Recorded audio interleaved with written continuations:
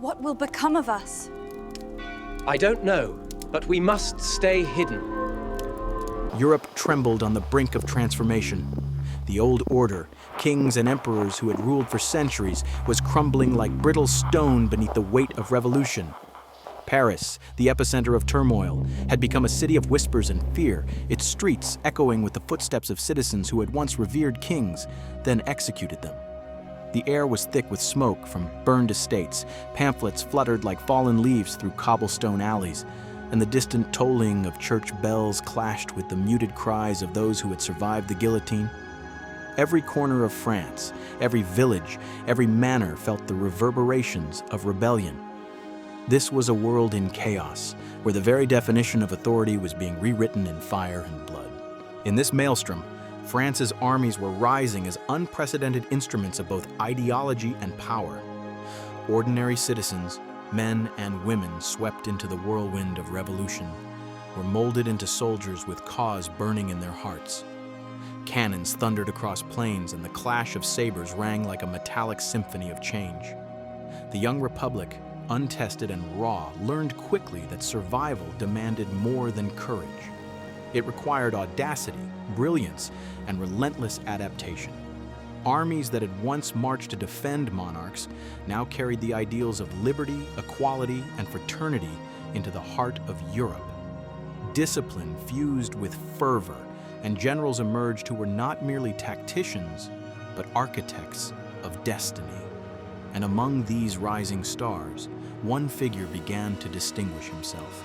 A man born on the rugged island of Corsica, far from the polished salons of Paris, whose ambition was as vast as the seas surrounding his homeland. Napoleon Bonaparte was not merely an artillery officer, he was a product of revolution and contradiction. A Corsican outsider in the very heart of French power, he carried with him the fire of ambition, the discipline of military rigor, and a mind attuned to the subtle mechanics of strategy and perception. To his peers, he was audacious, sometimes reckless, yet undeniably brilliant. To France, he was a symbol of possibility. The new world could belong not to princes, but to men of talent and vision.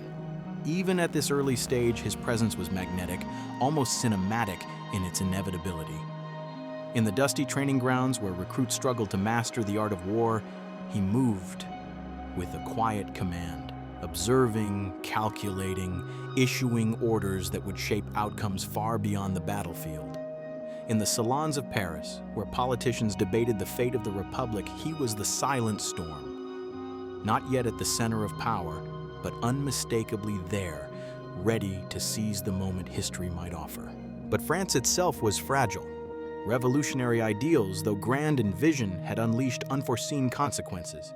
The old regimes of Europe watched in horror, forming coalitions, plotting invasions, and trying to snuff out the flame of republicanism. Internal dissent festered, factions plotted against each other, unsure whether to defend liberty or to secure personal advantage. In this volatile cauldron, a single misstep could undo a nation.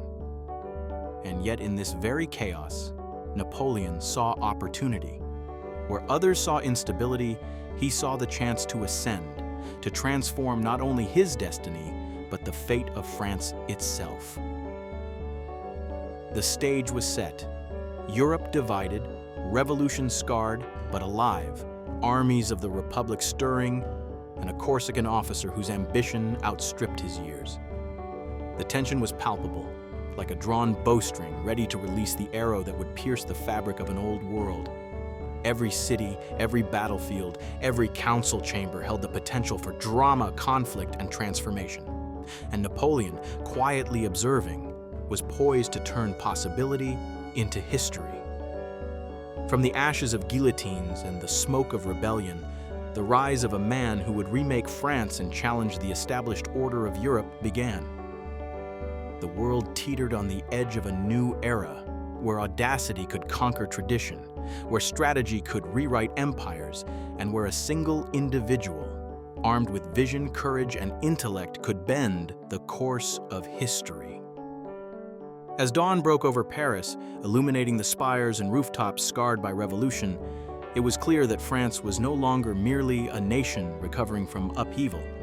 It was a nation ready for transformation, and at its heart, the figure of Napoleon Bonaparte emerged, a force that would carry the Republic through fire and forge an empire that would shape the destiny of Europe for decades to come. The revolution had unleashed its chaos, but the stage was set for a new kind of order, one that would rise from both the ideals and the ashes of the old. This was the world on the edge, a world of trembling monarchs, fervent citizens, and the birth of a man whose ambition, intellect, and audacity would make history itself bend to his will. And in the coming years, the echoes of this fragile, chaotic, and electrified Europe would collide with the unstoppable force of Napoleon's genius, setting the stage for conquest, glory, and the dramatic reshaping of an entire continent. The Mediterranean sun blazed down upon Toulon, turning its stone walls into sheets of molten gold under the afternoon heat. Smoke curled from the city's ramparts, mingling with the salty tang of the sea, carrying a scent of decay and tension that seemed to saturate the very air. Toulon, once a jewel of France's southern coast, had become a stage for rebellion, betrayal, and foreign ambition. Royalists, disillusioned with the revolution and fearful of the new republic, had thrown open their gates to the English and Spanish fleets, inviting foreign powers to dictate the fate of French soil. The harbor, usually a place of commerce and maritime pride, now bristled with ships armed to the teeth, cannons pointing like malevolent fingers at the city's heart. For the fledgling republic, Toulon was more than a city. It was a symbol, a test of survival, and a crucible for the birth of greatness. Inside the French lines, chaos reigned in measured doses. Officers barked orders over the din of marching soldiers, the clanging of artillery, and the occasional scream that punctuated the tension. Men struggled to carry heavy cannon, dig trenches, and prepare for an assault whose stakes were nothing less than existential. In the midst of this controlled pandemonium, Napoleon Bonaparte moved with an almost uncanny precision. He was 24, a Corsican outsider far from the salons and court intrigues of Paris, yet his eyes burned with an intensity that drew others' attention. Every glance, every gesture, every quiet word to his subordinates was imbued with the certainty of a man already calculating outcomes far beyond what others could imagine. Napoleon's mind, a restless engine of strategy and foresight, saw the battlefield as a living puzzle. He moved among the cannons, measuring angles with careful scrutiny, studying the placement of enemy guns, and envisioning the chain reaction each well-aimed shot could trigger. Where others saw a static line of fortifications, he saw opportunity. The faintest weaknesses in the stone walls, a slope that would grant elevation advantage, the psychological impact of a cannon landing precisely on an enemy powder store. To him, every foot of ground, every moment of delay was a variable to manipulate, a lever to pull, a note in the symphony of warfare he was composing. Months of siege had dulled the spirits of many. The French forces were weary, hungry, and stretched thin, yet Napoleon's presence infused them with purpose. He was not merely an officer. He was a magnet for resolve, a spark that could ignite courage even in the most exhausted soldiers. When he spoke, there was clarity and inevitability, as if he could see the battlefield several moves ahead, while the rest of the army was still grappling with the present. His plan was audacious: to concentrate artillery fire on the weak points of the royalist defenses, coordinate an assault that struck simultaneously at the heart of the city and the outer bastions, and force the coalition fleets into retreat. Many of the older, more cautious officers were skeptical, muttering about recklessness, yet in Napoleon's eyes burned the quiet arrogance of one who understood the calculus of risk, the thrill of decisive action, and the intoxicating power of momentum. At dawn, the siege erupted into motion. Cannons roared in a synchronized fury, shaking the earth and filling the air with smoke, the sharp scent of gunpowder mingling with salt and sweat. Soldiers surged forward, scaling trenches and walls under the relentless hail of musket fire. The cries of the wounded and dying mingled with the clamor of battle, creating a terrifying yet hypnotic rhythm. Napoleon was everywhere at once, issuing orders, adjusting placements, and predicting enemy movements with a clarity that seemed almost prescient. Every cannon fired, every maneuver executed was part of a broader vision, a choreography of violence and strategy that only he fully understood. The hours stretched, the battle a tension-soaked ballet between life and death, chaos and calculation. At one critical moment, an enemy artillery position threatened to unravel the French lines. Napoleon, assessing the situation with his characteristic cool detachment, directed a flanking battery to target the enemy's weak rear. The shell struck with devastating precision, sending debris and terror cascading through the defenders. One after another, the enemy fortifications began to falter, their cohesion shattered not by sheer numbers, but by the calculated ingenuity of a single mind orchestrating the chaos. Days passed, each moment of struggle layered with uncertainty. Soldiers fell exhausted into the dirt, commanders conferred with grim expressions, and yet the rhythm of strategy continued to unfold. And then finally, the tide turned. Toulon's defenses, long considered impregnable, began to crumble. Royalist resistance wavered, their coordination broken, and the city, once a fortress of betrayal, succumbed to the relentless precision of artillery, calculation, and courage. The harbor fell silent, except for the occasional crash of collapsing walls, the smoke curling into the sky like a victorious exhalation. Victory in Toulon was not merely a tactical success, it was a statement, a proclamation of what Napoleon Bonaparte could achieve. The young Corsican had transformed a dire situation into triumph, not through brute force alone, but through intellect, audacity, and a keen understanding of human psychology. He had glimpsed the power of decisive action, the intoxicating thrill of manipulating chaos into order, and the potential to reshape the fate of a nation with vision and daring. The soldiers, battered and bloodied, looked upon Napoleon with a mixture of awe and disbelief. Here was a leader who could see further, think faster, and act more boldly than any of his contemporaries. Toulon had elevated him from a promising officer to a figure of rising renown. Across France, whispers began to spread. A young artillery officer, a Corsican outsider, was making history. The siege of Toulon would mark the first tremor of a seismic shift, the emergence of a general whose name would soon echo far beyond the Mediterranean, heralding the rise of a man who could bend the course of Europe to his will. Napoleon departed Toulon not simply as a victor, but as a man awakened to the true power of strategy, audacity, and leadership. He had faced chaos and forged order. He had transformed adversity into opportunity. In the months and years to come, those same qualities would propel him to lightning victories in Italy, bold expeditions to Egypt, and ultimately the corridors of power in Paris itself. But it all began here, on the sun-baked shores of Toulon, where a young Corsican first glimpsed the scope of his destiny, and where Europe first witnessed the brilliance of a general who would leave the world forever changed. As winter melted into spring in 1796, Napoleon Bonaparte, now a rising star after the dramatic siege of Toulon, was entrusted with a new challenge that would define his burgeoning legacy: the command of the French Army of Italy.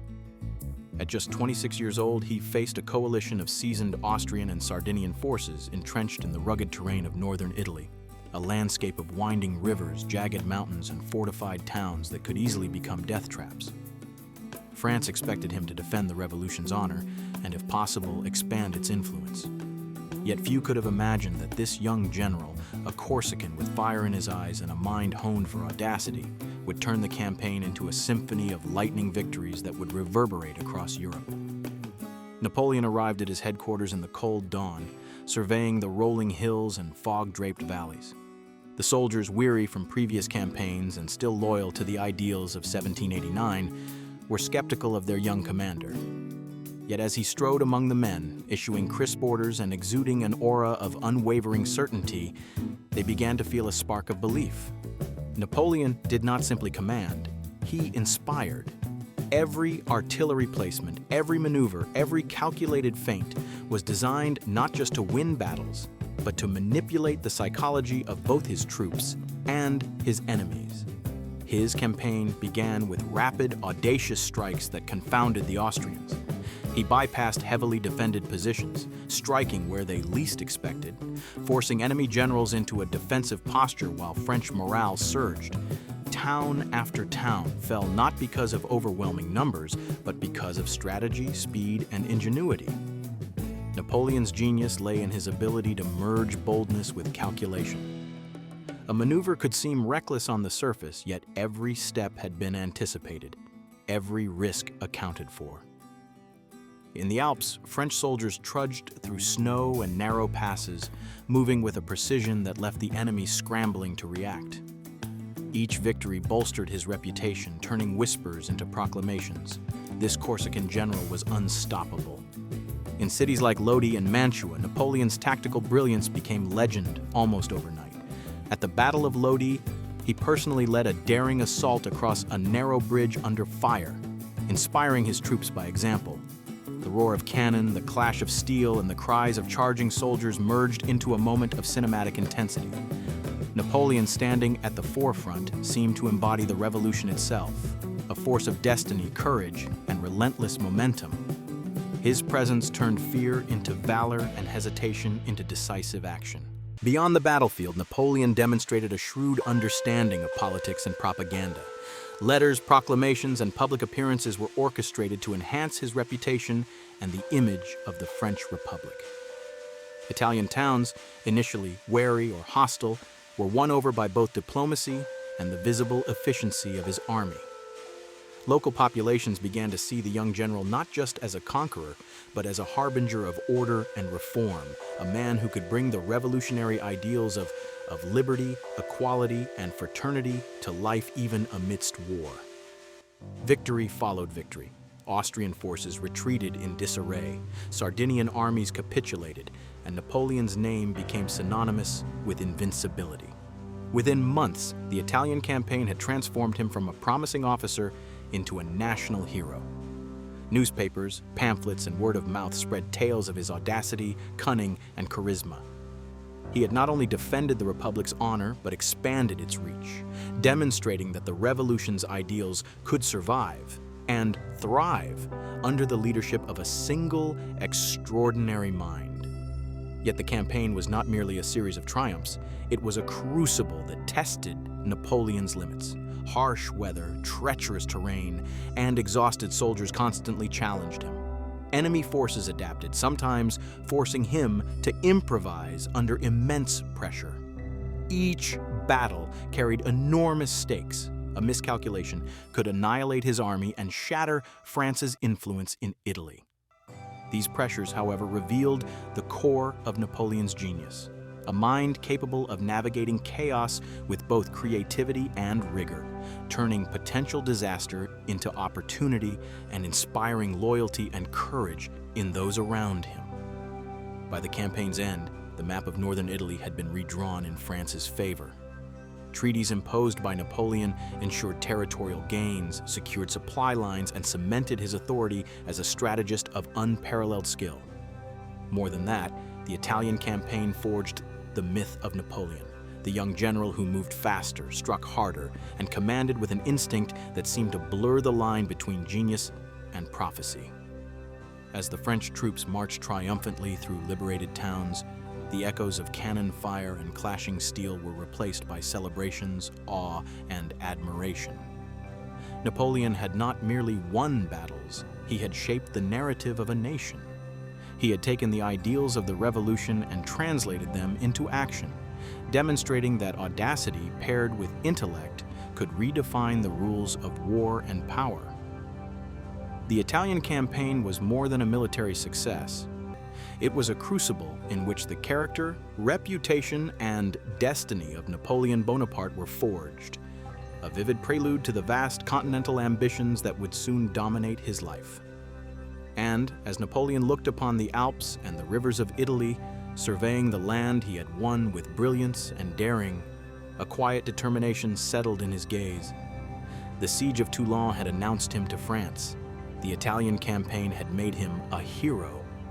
The stage was set, the world was watching, and the next act of his meteoric rise, ambitious, dangerous, and breathtaking, awaited just beyond the horizon. In the summer of 1798, the French fleet cut through the deep blue of the Mediterranean, each ship slicing the waves with purposeful precision. On board, Napoleon Bonaparte stood at the prow of his flagship, the wind tugging at his cloak and the sun casting a harsh brilliance over the deck. He surveyed the horizon with the gaze of a man who saw beyond the mere contours of land and sea. He saw a stage on which history itself would unfold. He was no longer just a rising star. He was a general entrusted with a mission that blended ambition, strategy, and audacity to conquer Egypt, to challenge British dominance in the Eastern Mediterranean, and to establish a foothold for France in a region of ancient wonders and strategic importance. It was a campaign that promised both glory and peril, yet Napoleon embraced it with the same relentless courage and tactical brilliance that had made him a hero of Italy. The landing at Alexandria was a study in precision and spectacle. French troops disembarked into a scorching sun, their boots raising clouds of dust that mingled with the scent of the sea and the aroma of distant spices. Local Egyptians, curious and wary, watched from narrow alleys and market squares as disciplined soldiers marched into the city. Napoleon moved among them, not merely directing, but inspiring. His presence radiated confidence. Every gesture, every command carried the weight of certainty. The soldiers, some skeptical, others weary from previous campaigns, felt a surge of morale and purpose. This was a man who could bend not only men, but the tides of fate to his will. The campaign's first true test came at the Battle of the Pyramids, where Napoleon faced the Mamluks, a cavalry force celebrated for their speed and ferocity. Amidst the shifting sands and relentless sun, French infantry formed squares, a tactical innovation that would become legendary. Cannons roared like thunder, horses screamed, and the rhythmic volleys of muskets punctuated the chaos of battle. Napoleon's sharp commands cut through the din. He moved along the lines, instilling courage, calculating every maneuver, ensuring that each square held firm against the relentless charges. Victory was decisive, swift, and almost cinematic in its execution. The Mamluks, unable to penetrate the disciplined formations, scattered in disarray, leaving the French army triumphant on the blood-stained sands. Yet Egypt was not merely a battlefield. It was a land steeped in history, mystery, and discovery. Napoleon brought with him scholars, engineers, scientists, and artists, a team of intellects tasked with documenting the ancient world, studying local culture, and uncovering the secrets of civilization buried beneath the sands. The French catalogued temples, tombs, and monuments, painting, measuring, and recording with meticulous care. In the town of Rosetta, they uncovered a black basalt slab inscribed in 3 scripts: hieroglyphic, Demotic, and Greek. The Rosetta Stone, later to unlock the secrets of Egyptian writing, became a symbol of the campaign's dual ambition: conquest and enlightenment. Napoleon's vision extended beyond the battlefield. He sought to leave a legacy that transcended the mere accumulation of territory, intertwining military prowess with the pursuit of knowledge. But even the brilliance of Napoleon could not overcome the harsh realities of Egypt. Heat, scarcity of water, disease, and the fatigue of his men posed constant threats. British forces under Admiral Nelson loomed like a shadow, culminating in the catastrophic Battle of the Nile. Fire and smoke consumed the night as ships exploded, illuminating the terror and chaos that raged across the water. The French fleet, trapped and vulnerable, was shattered, cutting off their maritime support and leaving Napoleon's army stranded. For the first time, he confronted the limits of audacity. The desert, the enemy, and fate itself seemed poised to overwhelm him. Yet in adversity, Napoleon's mind thrived. He adapted, improvised, and pressed forward, turning constraints into opportunities, instilling confidence where doubt could have easily taken root. Every setback, every challenge revealed another facet of Napoleon's genius. The campaign demanded not only military skill, but leadership that could sustain morale, maintain discipline, and cultivate loyalty among men enduring extreme hardship. Soldiers marched under scorching sun and freezing nights, carrying not just arms, but the weight of their general's expectations. Napoleon's presence, his sharp eye, and his unshakable composure transformed fatigue into resolve. The campaigns, the sieges, and the desert marches were more than a test of strategy. They were a crucible that shaped a leader capable of weathering chaos while continuing to strike with precision and audacity. Victory and failure intertwined throughout the Egyptian expedition. While Napoleon achieved brilliant successes on land, the destruction of the French fleet left his army isolated, foreshadowing the challenges that lay ahead. Yet these hardships only enhanced his legend. Tales of rapid maneuvers, bold assaults, and intellectual undertakings spread throughout France, transforming him from a military hero into a symbol of the Republic itself. Letters, proclamations, and stories of the campaign reached the homeland, stirring pride, awe, and a sense of destiny. The Italian campaign had introduced him to fame. Egypt cemented it, demonstrating that he could command, inspire, and conquer in the most extreme circumstances. By the time Napoleon departed Egypt in 1799, he had reshaped the perception of French military capability and the role of a general in history. His campaigns had proven that audacity and intellect, when fused with charismatic leadership, could not only win battles, but also redefine the possibilities of power and influence. The lessons learned in Italy and Egypt, speed, strategy, innovation, and the unrelenting pursuit of both glory and knowledge, would become the foundation upon which he would seize the highest offices of France. As the French ships sailed toward home, Napoleon gazed at the desert horizon one last time. The pyramids, bathed in the dying sun, seemed like sentinels of history, eternal witnesses to human ambition and the fleeting nature of empires. He had faced the extremes of triumph and adversity, mastered the art of leadership in life and death circumstances, and left an indelible mark on both history and imagination. The stage was now set for the culmination of his rise, the Coup of 18 Brumaire, where audacity would meet opportunity and the young general would transform from hero of campaigns to master of a nation. By the autumn of 1799, France was a nation teetering on the knife's edge between revolution and anarchy.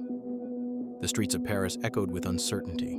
The revolution's promises of liberty and equality had been shadowed by financial collapse, factionalism, and endless war.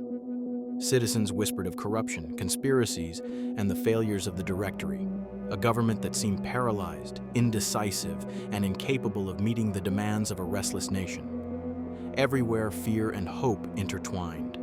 Fear of unrest and foreign invasion, hope that someone might rise and restore order, a semblance of stability, and perhaps a guiding hand to steer France back toward greatness. Into this volatile landscape returned Napoleon Bonaparte, a general whose exploits in Italy had captivated the imagination of France and whose Egyptian campaign had cemented his reputation as both a military genius and a man of vision.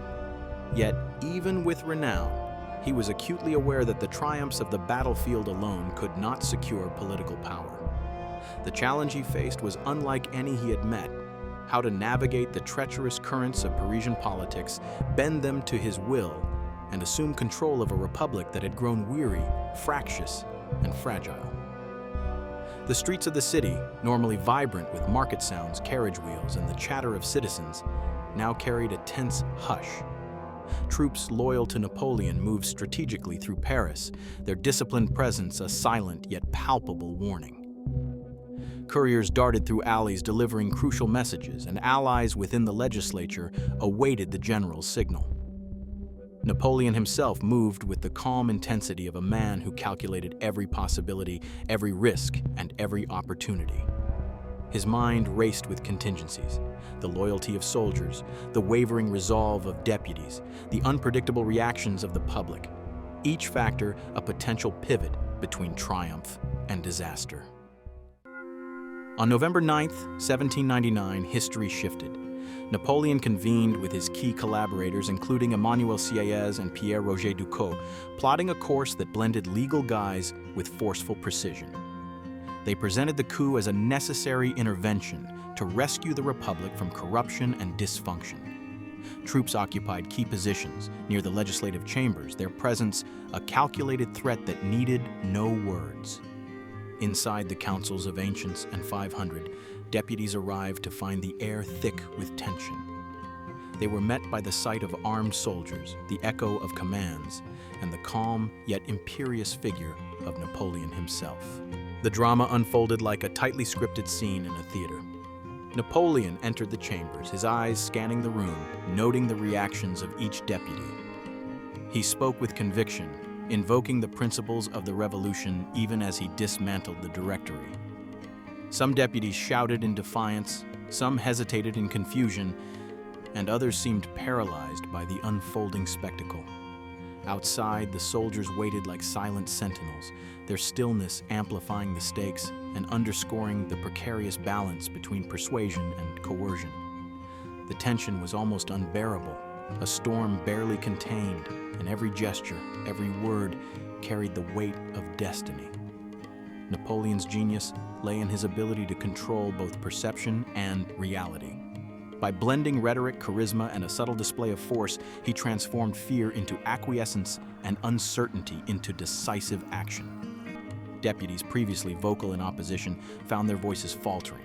The atmosphere became electric. Whispers of mutiny, rumors of disorder, and the omnipresent threat of military intervention intertwined, creating a high-stakes theater where the smallest misstep could spell ruin. Yet Napoleon, unshaken, navigated this storm with the composure of a man accustomed to shaping chaos into victory. The turning point came when the balance of power, carefully orchestrated, tipped irrevocably in Napoleon's favor. The Council of 500, faced with the impossible combination of persuasion, intimidation, and spectacle, capitulated. The Directory was dissolved, and in its place arose the Consulate, with Napoleon assuming the role of First Consul, the apex of executive authority in France. In a single, sweeping act, he had transformed not only the government, but the very trajectory of the nation. Here was a man who had risen from the obscurity of Corsican birth to dominate armies, then reshape politics with equal brilliance. Napoleon's ascent, however, was not merely an act of seizing power. It was a masterclass in the art of legitimacy. He carefully framed the coup as the salvation of the Republic, presenting himself as a guardian of revolutionary ideals rather than a tyrant. Soldiers marched with disciplined precision, reinforcing the sense of inevitability. Citizens, awed and apprehensive, observed the shift, sensing that the tides of history were changing. Every element, the timing, the rhetoric, the placement of troops, was orchestrated to convey both authority and moral justification. As evening descended upon Paris, lanterns flickered across the Tuileries Palace, casting long shadows over the streets that had witnessed so many transformations in the years since 1789. Napoleon, standing within its walls, reflected on the extraordinary convergence of skill, chance, and audacity that had brought him to this moment.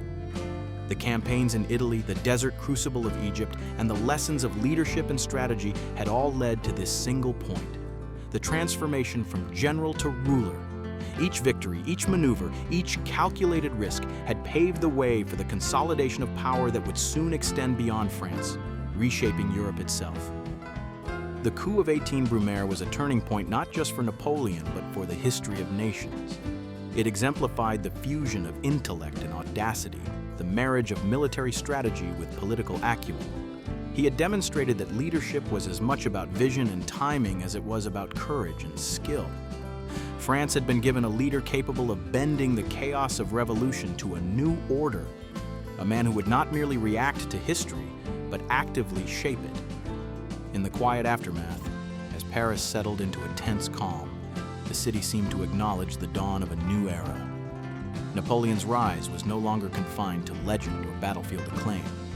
It had entered the realm of governance, where his ambition, intellect, and decisiveness would set the stage for a transformation that would reverberate across continents. The first consul of France had emerged not through inheritance or decree, but through a brilliant orchestration of timing, influence, and audacity. A man whose destiny was inseparable from the destiny of his nation. France, at the dawn of the 19th century was a nation exhausted by revolution, yet yearning for stability. The streets of Paris still bore the marks of upheaval, the echoes of guillotines, the faded banners of rival factions, the fractured palaces and institutions that had once symbolized monarchy. Citizens spoke in hushed tones of both hope and fear, aware that the Republic had delivered liberty but also chaos, and that the nation needed a guiding hand to unify law, governance, and identity. Napoleon Bonaparte, now first consul, stood poised to seize this moment, not merely as a leader, but as a visionary capable of transforming France from disorder into a modern state. From the very beginning, Napoleon approached governance with the same meticulous strategy that had made him a military genius. He understood that true power extended beyond the battlefield. It required the structuring of society itself, the codification of law, and the creation of institutions that could endure. One of his earliest and most enduring initiatives was the Napoleonic Code, a comprehensive set of laws designed to replace the chaotic patchwork left by revolutionary decrees. Its principles were radical yet pragmatic: equality before the law, protection of property rights, and a rationalized system of justice that could transcend the political turbulence of the era. The introduction of the Napoleonic Code was far more than a bureaucratic reform. It was a deliberate cultural and psychological act. Napoleon recognized that France's citizens, scarred by years of revolution, needed a tangible assurance of fairness, clarity, and predictability. Courts were reorganized, judges appointed with an emphasis on merit rather than favoritism, and civil law was streamlined to ensure consistency across the nation. For the first time in decades, ordinary citizens could grasp the laws that governed their lives, creating a sense of stability and trust in the state.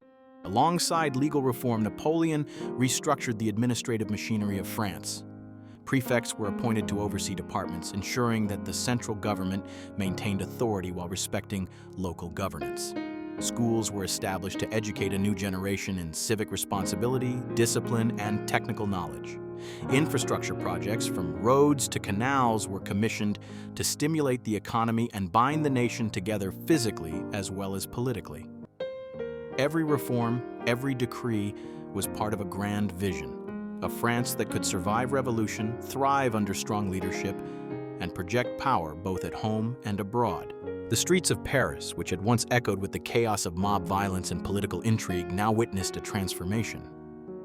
Officials moved with purpose, schools welcomed students in orderly classrooms, and the flow of commerce was increasingly regulated and reliable.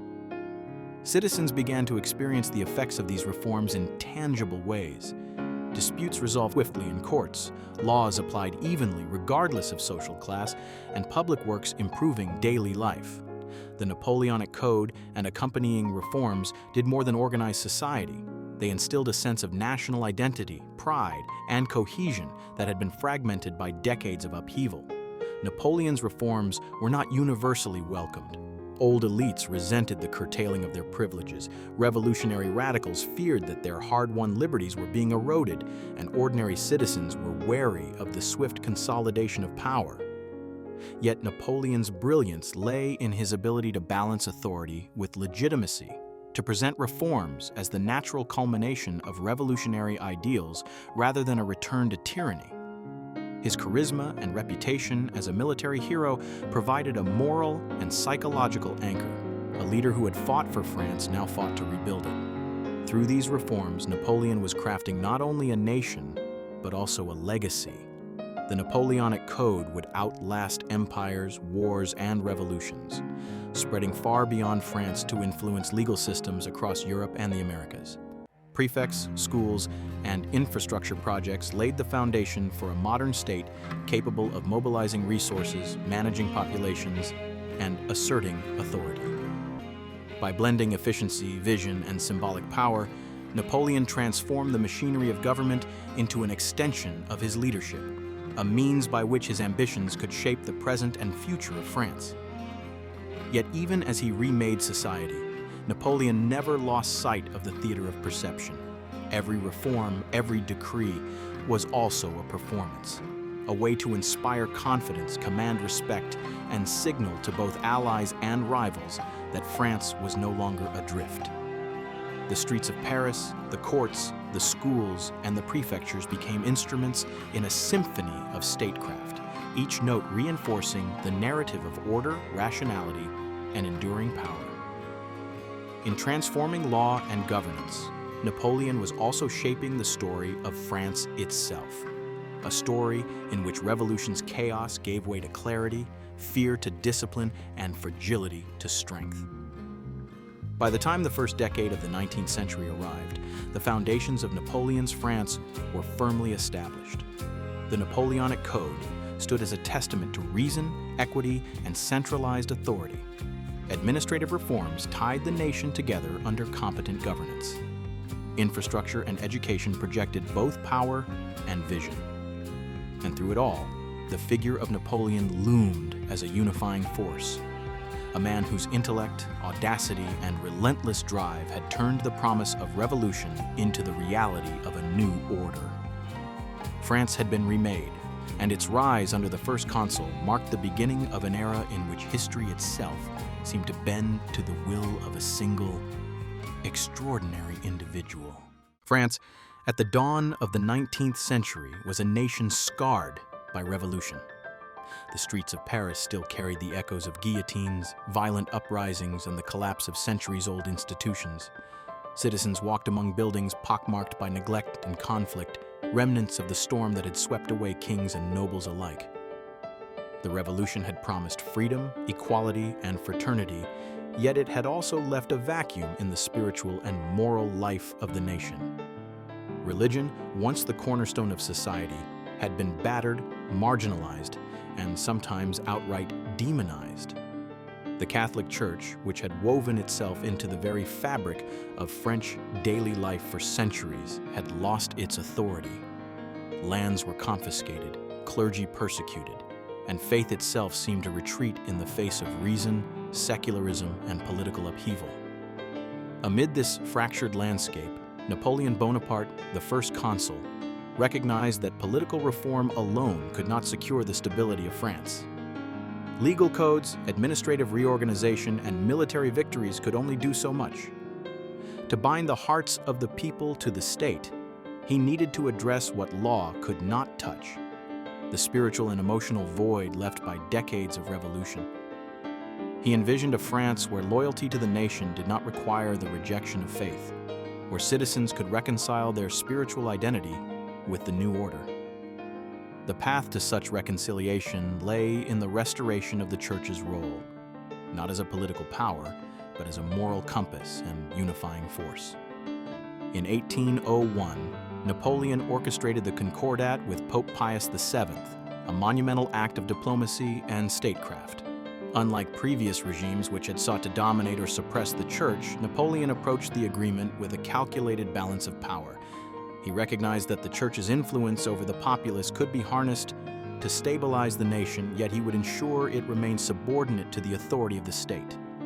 The Concordat restored the Catholic Church as the religion of the majority of French citizens, allowed clergy to return to their parishes, and recognized the authority of the Pope, but crucially, under the oversight of the first consul. The negotiations themselves were fraught with tension. Rome and Paris were separated by thousands of kilometers, yet each decision carried the weight of centuries of conflict, suspicion, and revolution. Napoleon, ever the strategist, carefully framed the agreement to appeal to both conservatives longing for the familiar rituals of faith and revolutionaries wary of clerical power. He navigated the intricate politics of the Vatican and the revolutionary assemblies, ensuring that neither side could claim complete victory. The Concordat was not a compromise, it was a masterstroke, a demonstration of his capacity to reconcile conflicting forces and bend history toward his vision. Paris, in response, felt the subtle yet profound impact of this act. Churches reopened, bells rang once more across neighborhoods, and the sight of clergy in streets and squares became commonplace again. For ordinary citizens, it was not merely a return of rituals. It was the return of hope, of order, and of identity. The revolution had been a whirlwind that had uprooted tradition, yet now, under Napoleon, elements of that tradition were being restored, not as an end in itself, but as a tool to stabilize society and legitimize governance. People began to see that faith and the state could coexist under the guiding hand of a leader who wielded both pragmatism and vision with equal skill. The Concordat also reflected Napoleon's acute understanding of symbolism. By reconciling with the Pope, he signaled to Europe that France was no longer a land of perpetual chaos and rebellion, but a nation capable of reason, compromise, and diplomatic sophistication. He projected an image of France as both devout and enlightened, a nation where spiritual life and civic order could harmonize. This was not merely a domestic maneuver, it was a statement to the world, a demonstration of his capacity to negotiate, command respect, and maintain authority over both religious and secular spheres. Yet even as the Concordat restored faith, it imposed subtle but firm controls.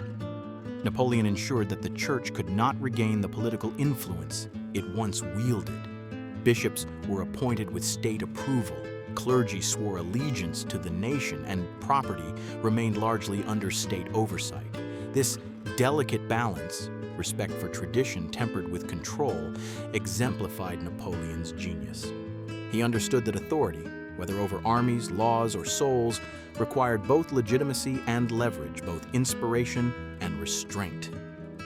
The human dimension of the Concordat added another layer of cinematic drama. Imagine the priests returning to their parishes, facing congregations weary from years of persecution, yet tentative with hope. Imagine citizens entering churches, the scent of incense mingling with the dust of war-torn buildings, hearts lifted by familiar hymns after years of silence. Napoleon himself, standing at the crossroads of history, must have felt the weight of centuries pressing upon him, aware that the act of reconciliation was more than political. It was an attempt to heal a nation's soul. In the quiet of negotiation chambers, he likely weighed every phrase, every gesture, every possible outcome, knowing that one misstep could reignite conflict or erode the fragile trust he was painstakingly rebuilding. The impact of the Concordat extended far beyond ceremonial or symbolic acts. It facilitated social cohesion, reducing tension between factions and providing the state with an instrument to guide moral and civic life. Citizens who had once been divided by ideology, faith, or revolutionary fervor found a shared anchor in the resurgent church, now loyal to the new order. In every parish, every cathedral, and every village church, the Concordat served as a reminder that France was being remade, not just through law and policy, but through reconciliation, trust, and the delicate orchestration of culture, faith, and governance. As the sun set over Paris, the city seemed to breathe again. Bells tolled across the skyline, streets shimmered with lamplight, and a sense of measured calm settled over neighborhoods that had long been accustomed to upheaval. Napoleon, observing the subtle transformations, must have recognized that his ascent was not merely a product of military genius, but of political acumen and strategic vision. By aligning law, administration, and faith, he was not only consolidating power, but crafting the narrative of France itself, a nation reborn from chaos, anchored in order, and guided by a leader capable of bending both hearts and institutions to his vision. In retrospect, the Concordat of 1801 stands as a testament to the duality of Napoleon's genius. The capacity to blend force and diplomacy, authority and legitimacy, pragmatism and symbolism. It healed wounds inflicted by revolution, restored faith without surrendering control, and reinforced the perception of Napoleon as both savior and architect. Through this single act, he demonstrated a profound understanding of the human psyche, societal needs, and the machinery of power. The nation's spiritual revival became inseparable from its political reorganization, a seamless continuum that reinforced the narrative of a France ascending under the guidance of an extraordinary man. The Concordat was more than a treaty. It was a narrative device, a cinematic moment in history. It bridged past and present, linking the tumult of revolution with the promise of stability, weaving together the threads of chaos, hope, and ambition. It showed that power could be exercised with both subtlety and decisiveness, and that a nation's soul could be guided as surely as its armies. For Napoleon, it was another step in his inexorable rise, a demonstration that the path from general to ruler was not only paved by battles won, but by the hearts and minds he could command through vision, diplomacy, and the dramatic orchestration of events. By 1804, France had transformed under Napoleon's hand. The streets of Paris, once torn by revolution and unrest, now shimmered with the glow of order, discipline, and purpose. The Napoleonic Code had codified law, the Concordat had restored faith, and the machinery of the state functioned with a precision that rivaled the most disciplined armies. Yet for Napoleon, reforms and treaties were only the scaffolding of a greater ambition. He understood that the culmination of his power required a symbolic act so profound, so daring, that it would be etched into the memory of history itself. That act was his coronation as emperor, a moment designed not only to legitimize his rule, but to announce to the world that a new era had dawned in Europe, shaped by one extraordinary man. The preparations for the coronation were meticulous, rivaling the precision of a military campaign. Notre Dame Cathedral, the Gothic jewel at the heart of Paris, was transformed into a stage worthy of an emperor. Tapestries glimmered, candles flickered like stars suspended in the vast darkness, and the pews were filled with dignitaries from across Europe, each representing kingdoms, republics, and rival powers. Napoleon's presence, even before the ceremony began, dominated the space. He walked with a deliberate confidence, aware that every gesture, every glance, every pause would be scrutinized by both the assembled elite and the millions of Parisians awaiting news of the event. The symbolism of the ceremony was layered, carefully orchestrated to convey both reverence and supremacy. Pope Pius VII, seated with solemn dignity, was present to bless the proceedings. Yet in a dramatic and unprecedented gesture, Napoleon took the crown from the pontiff and placed it upon his own head. The act was audacious, a declaration that his authority did not derive solely from tradition or the church, but from his own will, his own merit, and his vision for France. In that instant, the air seemed to thrum with tension, a bold assertion of power intertwined with the spectacle of ritual, a perfect blend of political theater and personal ambition. Every detail of the coronation carried meaning. Napoleon's attire, rich with gold and velvet, projected regality without ostentation. The throne, elevated yet inviting, symbolized both command and accessibility, a visual metaphor for a leader who wielded power with skill, yet remained entwined with the lives of his subjects. Musicians filled the cathedral with majestic fanfares, their notes echoing off stone walls, intertwining with the murmurs of awe, apprehension, and admiration that rippled through the audience. Courtiers and foreign dignitaries watched closely, interpreting every gesture as a signal, a glimpse into the character of the man who now claimed the title of emperor. Beyond the cathedral walls, Paris itself became a living stage. Streets were festooned with banners, citizens thronged the boulevards, and the air was charged with anticipation. Napoleon's coronation was not merely an internal affirmation of power. It was a spectacle intended to resonate across Europe. From the courts of London to the palaces of Vienna, monarchs and ministers analyzed the event for signs of strength, ambition, and audacity. Every aspect of the ceremony communicated a message. France was no longer a republic trembling from revolution. It was an empire ascending under the command of a singular, indomitable leader. Yet beneath the grandeur lay the tensions of history and personal ambition. Napoleon was acutely aware of the risks inherent in the act. Crowning himself was a symbolic rupture from tradition, a subtle defiance of centuries of monarchical and religious precedent. There were whispers that such audacity might offend allies, alarm rivals, or even alienate the people he had fought to unify. And yet Napoleon's genius lay precisely in his ability to transform potential peril into theatrical assertion. By placing the crown upon his own head, he framed the act as a demonstration of self-determination, meritocracy, and revolutionary fulfillment. A narrative in which he was both heir and innovator, connecting France's tumultuous past to a future forged by his vision. The ceremony's choreography emphasized this balance of power, tradition, and spectacle. The Pope's blessing signified divine recognition, while the act of self-crowning proclaimed personal agency. Courtiers, soldiers, and foreign dignitaries were all instruments in a grand performance, their roles amplifying the drama of the moment. Napoleon's gaze swept over the cathedral, observing reactions with the precision of a general surveying a battlefield. Every subtle nod, every gesture, every whispered conversation was part of the larger narrative he was constructing, one of unassailable authority, legitimacy, and awe-inspiring ambition. Inside the minds of the spectators, the coronation unfolded like a story of epic proportions. Citizens saw the embodiment of France's triumph over chaos, a leader who had navigated the storms of revolution, secured law and faith, and now ascended to the pinnacle of power. Diplomats interpreted it as a masterstroke of political theater, signaling that Napoleon's influence could not be ignored.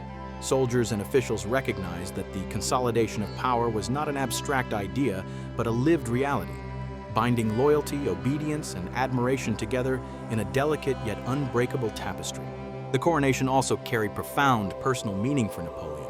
It was a moment of reflection, a culmination of years of struggle, ambition, and ingenuity. From his birth on the rugged island of Corsica to his meteoric rise through the revolutionary armies, every trial, every victory, every calculated risk had led to this cathedral, this act, this assertion of supremacy. By crowning himself, he was not merely claiming a title. He was defining the narrative of his life, ensuring that history would remember him as the architect of his own destiny, the master of both opportunity and perception.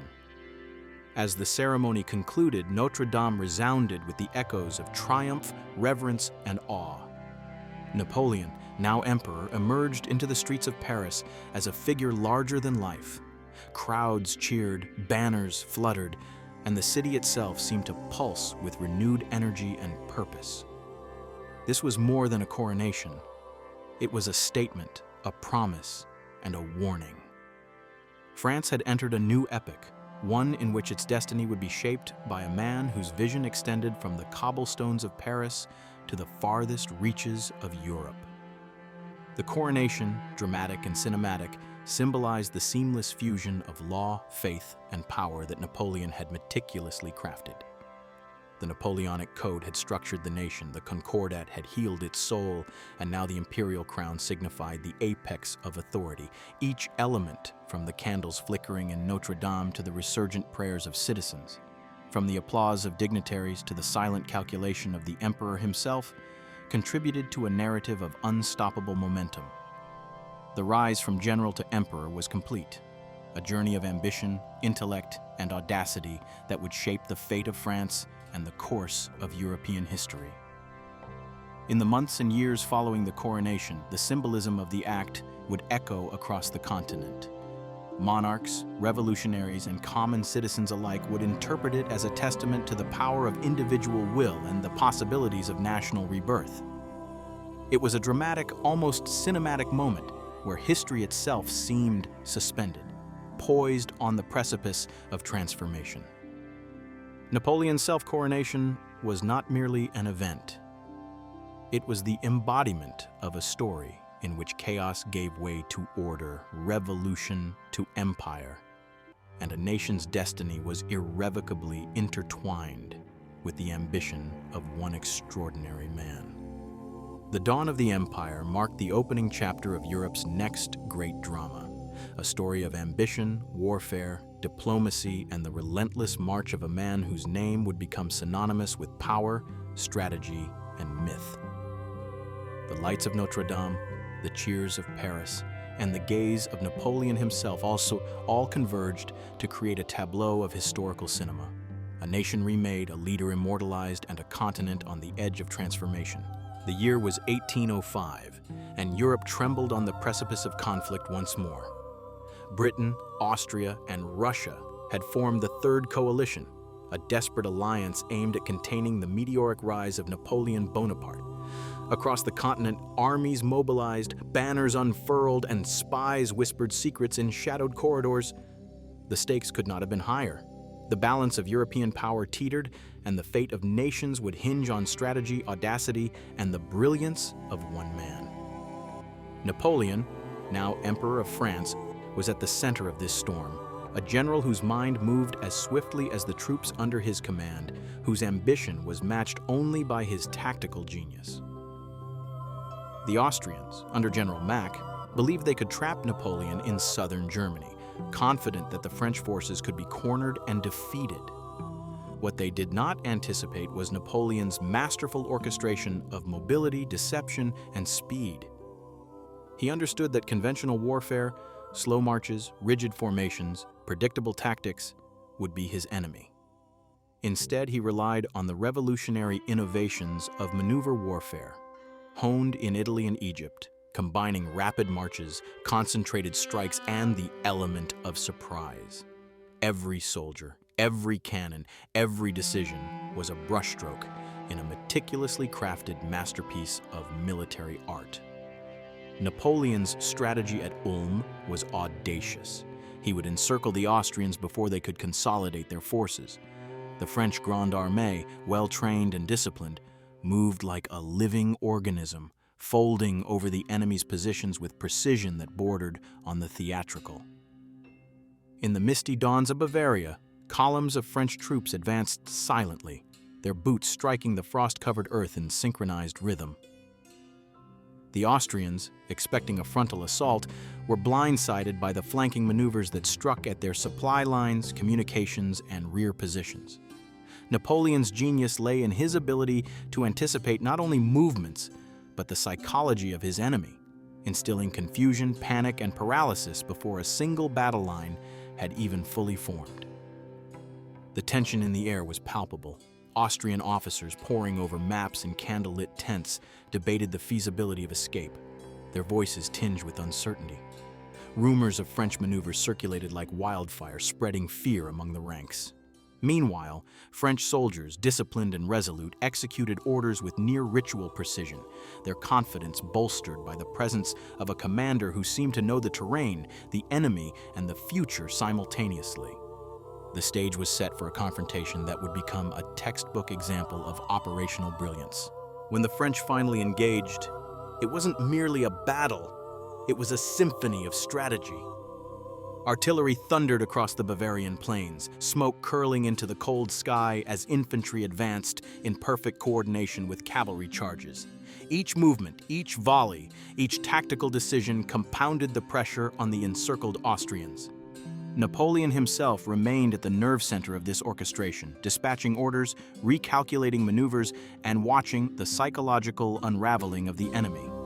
For the Austrians, what had seemed a potential victory became a nightmare of inescapable encirclement, where every avenue of retreat was blocked, every reserve neutralized, and every morale shattered.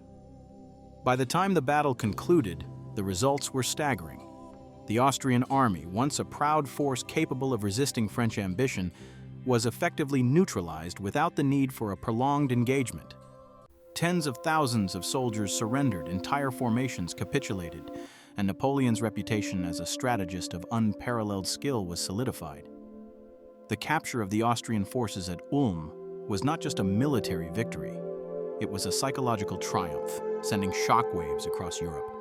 Monarchs, generals, and citizens alike began to understand that Napoleon did not merely win battles, he orchestrated them, shaped them, and dominated the very battlefield of perception.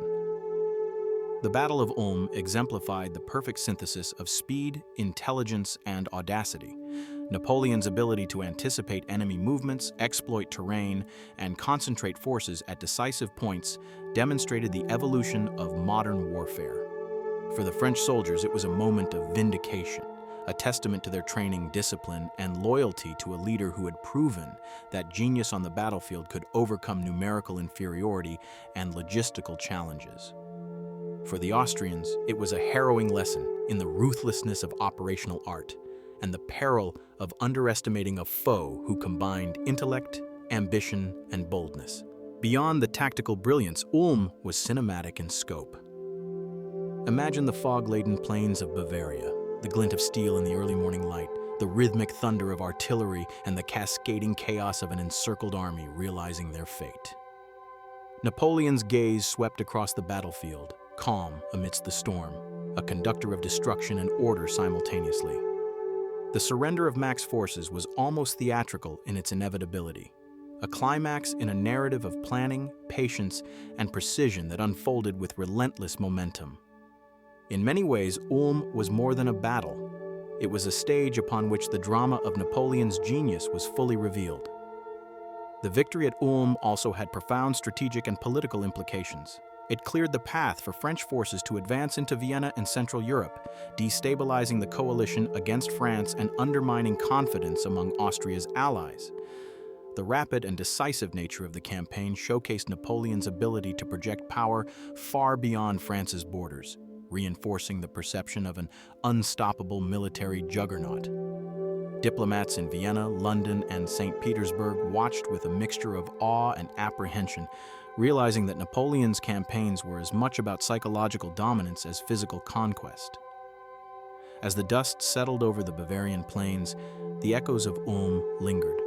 For Napoleon, it was a moment that reaffirmed the trajectory of his ambition, a testament to the efficacy of speed, strategy, and the audacity to defy conventional expectations. For Europe, it was a warning. The rise of Napoleon Bonaparte was no accident of history, but a deliberate, calculated, and cinematic unfolding of military and political genius. The Third Coalition had underestimated the Corsican general once again, and Ulm would be remembered as the opening gambit in a series of campaigns that would reshape the continent, redefine warfare, and cement the legend of a man whose vision seemed to bend time, space, and destiny itself. While Napoleon's Grande Armée swept across the European continent, achieving unparalleled victories on land, a storm was brewing at sea, one that would challenge his ambitions and remind the world that mastery of the waves could not be taken lightly. The year 1805 saw France and Spain allied against Britain, as Napoleon sought to secure naval dominance to facilitate an invasion of England.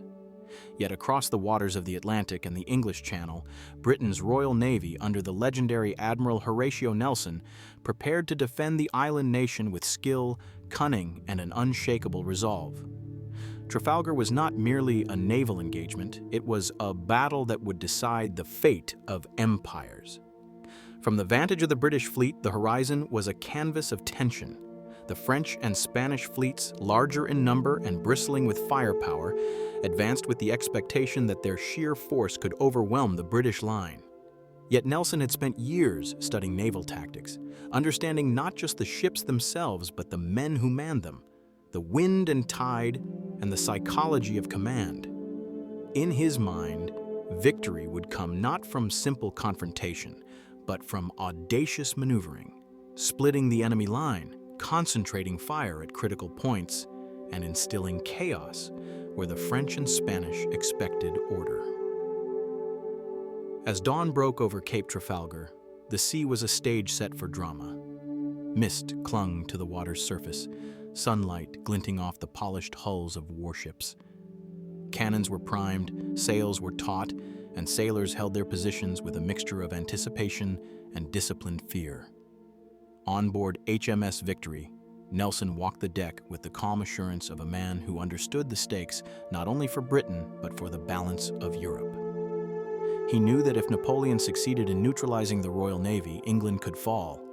If he failed, the island would remain a bastion of resistance, a thorn in the side of the French Emperor's dreams. Every decision, every signal, every movement of the British line was calculated to maximize impact, to transform numerical disadvantage into a strategic advantage. The clash was sudden, brutal, and cinematic.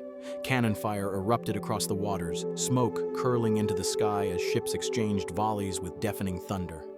Wooden hulls splintered under iron shot, and the cries of men battling amidst chaos echoed across the waves. Nelson's fleet, disciplined and cohesive, pierced the Franco-Spanish line at decisive angles, creating a vortex of confusion in which the larger enemy formations struggled to respond.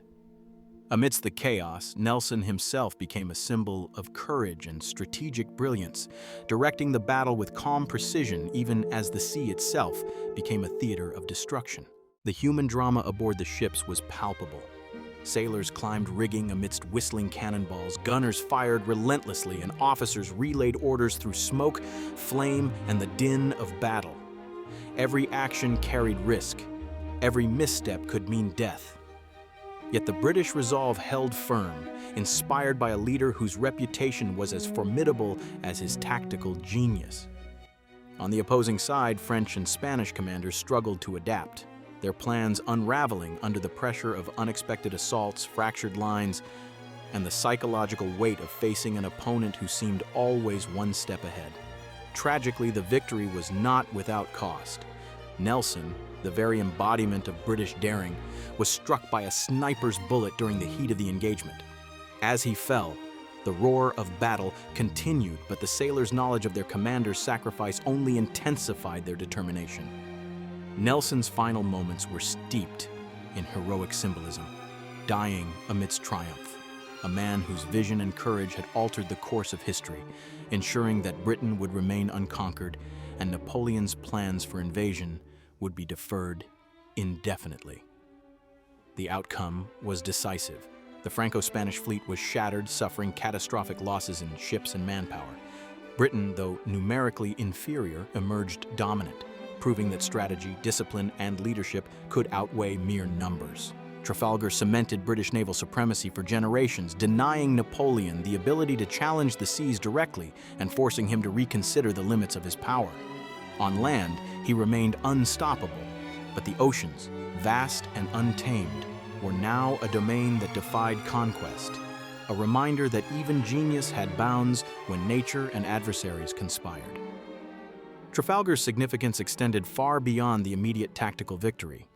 It reshaped the strategic map of Europe, securing Britain as a linchpin in the struggle against Napoleon. It preserved British trade routes, enabled the island nation to fund coalitions and armies across the continent, and created a psychological edge. Napoleon, for all his brilliance on land, now faced a rival force that could challenge his empire from the waters. The battle underscored the interplay between land and sea, demonstrating that the fate of empires was rarely determined by a single theater of war, and that mastery in one domain could be checked by dominance in another. From a cinematic perspective, Trafalgar was breathtaking.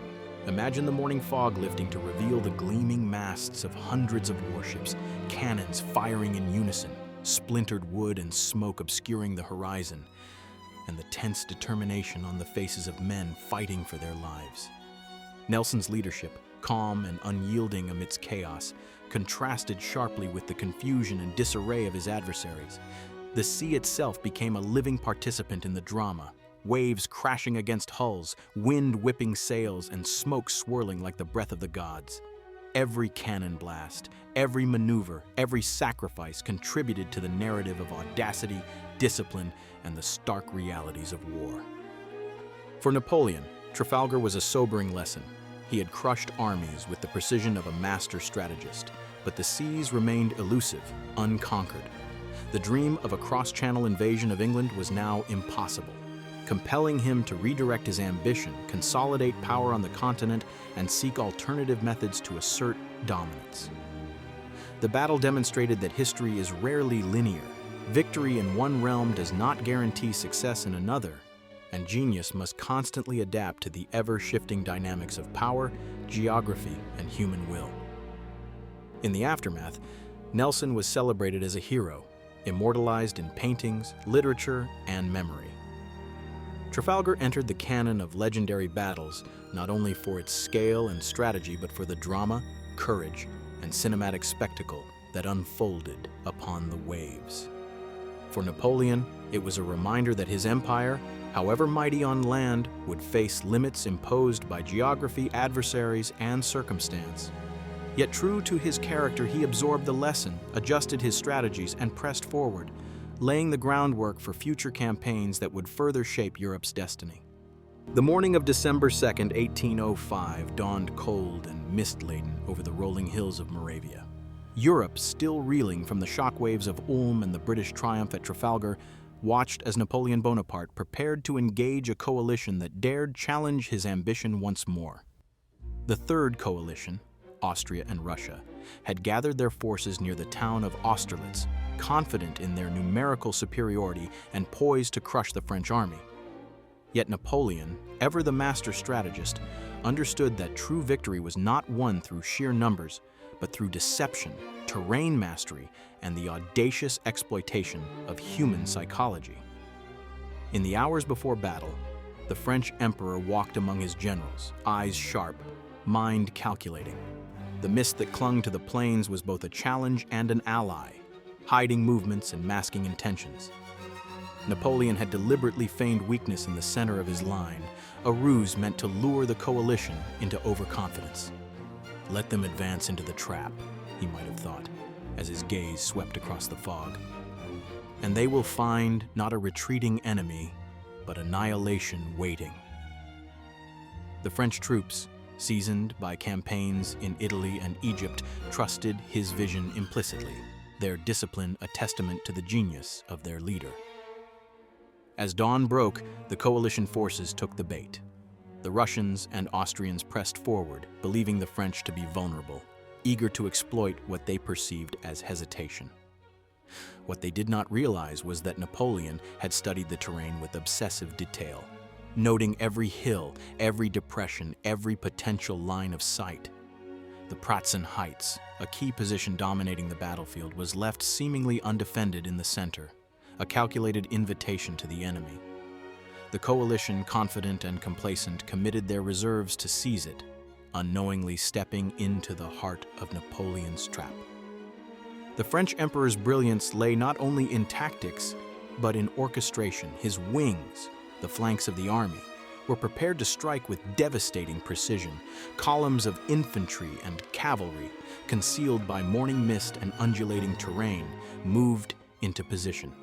Artillery, positioned with meticulous calculation, waited to unleash shattering volleys at the exact moment when the enemy would be most exposed. Napoleon's mind worked like a grand clock, each element of the battlefield synchronized to strike in perfect harmony. When the battle erupted, it was nothing short of cinematic. The fog lifted to reveal a swirling tableau of smoke, cavalry charges, and cannon fire. French troops surged with disciplined ferocity, cutting through coalition lines with surgical precision.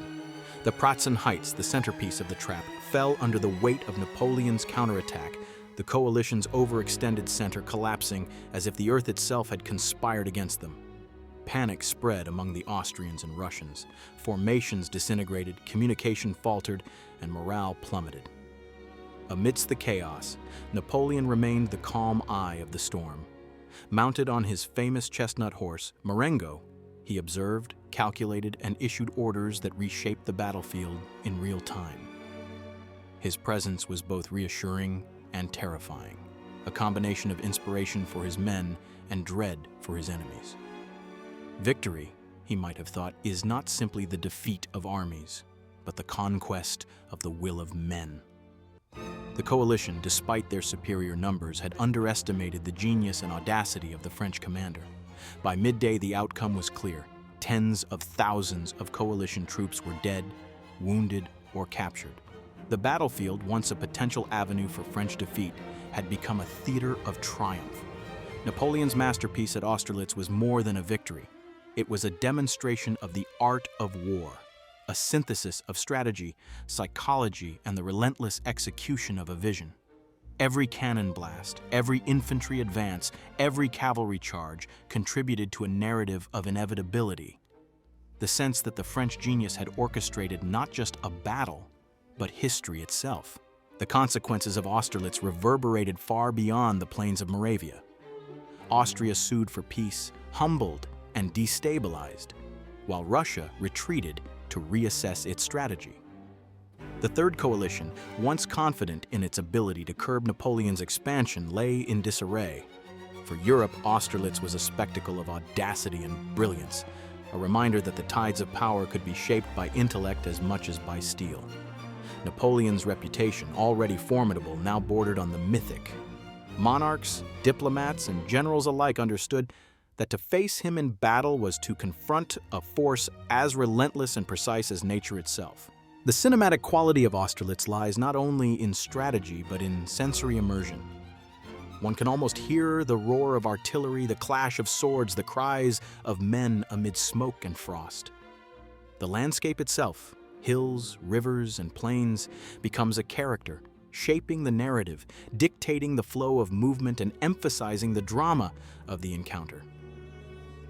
Napoleon's army moves like a living organism, each division a limb responding to the commands of its master. His enemies, caught in the trap of their own assumptions, collapse under the weight of meticulously executed plans.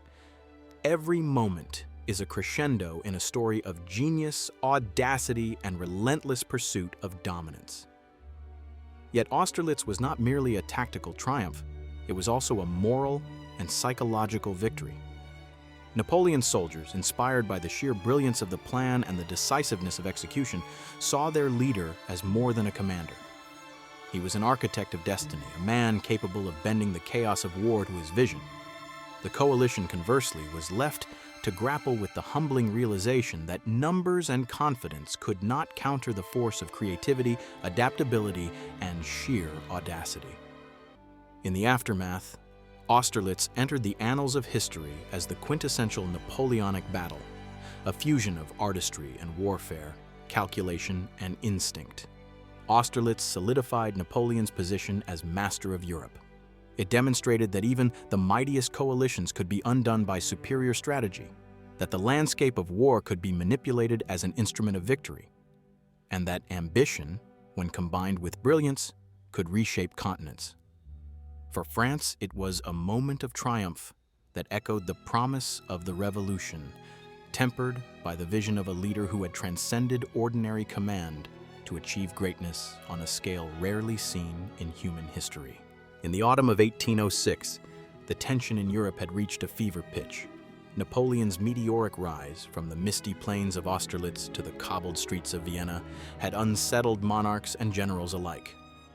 Now, the Prussian kingdom, proud and historically respected, could no longer tolerate French dominance. With a powerful army assembled, the Prussians moved to challenge the Corsican general who had reshaped the continent. But what awaited them was not merely a battle. It was a confrontation with the force that had redefined warfare itself. Napoleon's Grande Armée, disciplined, coordinated, and driven by the vision of a man who understood both strategy and the human psyche. As the sun broke over the morning of October 14th, two armies faced each other across the rolling hills near Jena and Auerstedt. Napoleon, observing from a slight rise, noted the confident posture of the Prussian lines. Their formations were impressive in size, their generals certain that their numerical advantage would dictate the course of history. Yet Napoleon, as always, relied not solely on numbers, but on precision, timing, and the careful orchestration of multiple moving parts. In his mind, the battlefield was less a site of chance than a chessboard, each unit a piece positioned with intent, each maneuver calculated to elicit the maximum effect. The French line advanced with disciplined determination. Artillery barrages shattered the quiet of dawn, smoke curling into the sky as cannonballs tore through ranks. Infantry formations, disciplined and cohesive, pressed forward while cavalry units, like lightning incarnate, maneuvered to exploit openings and sow panic in enemy ranks.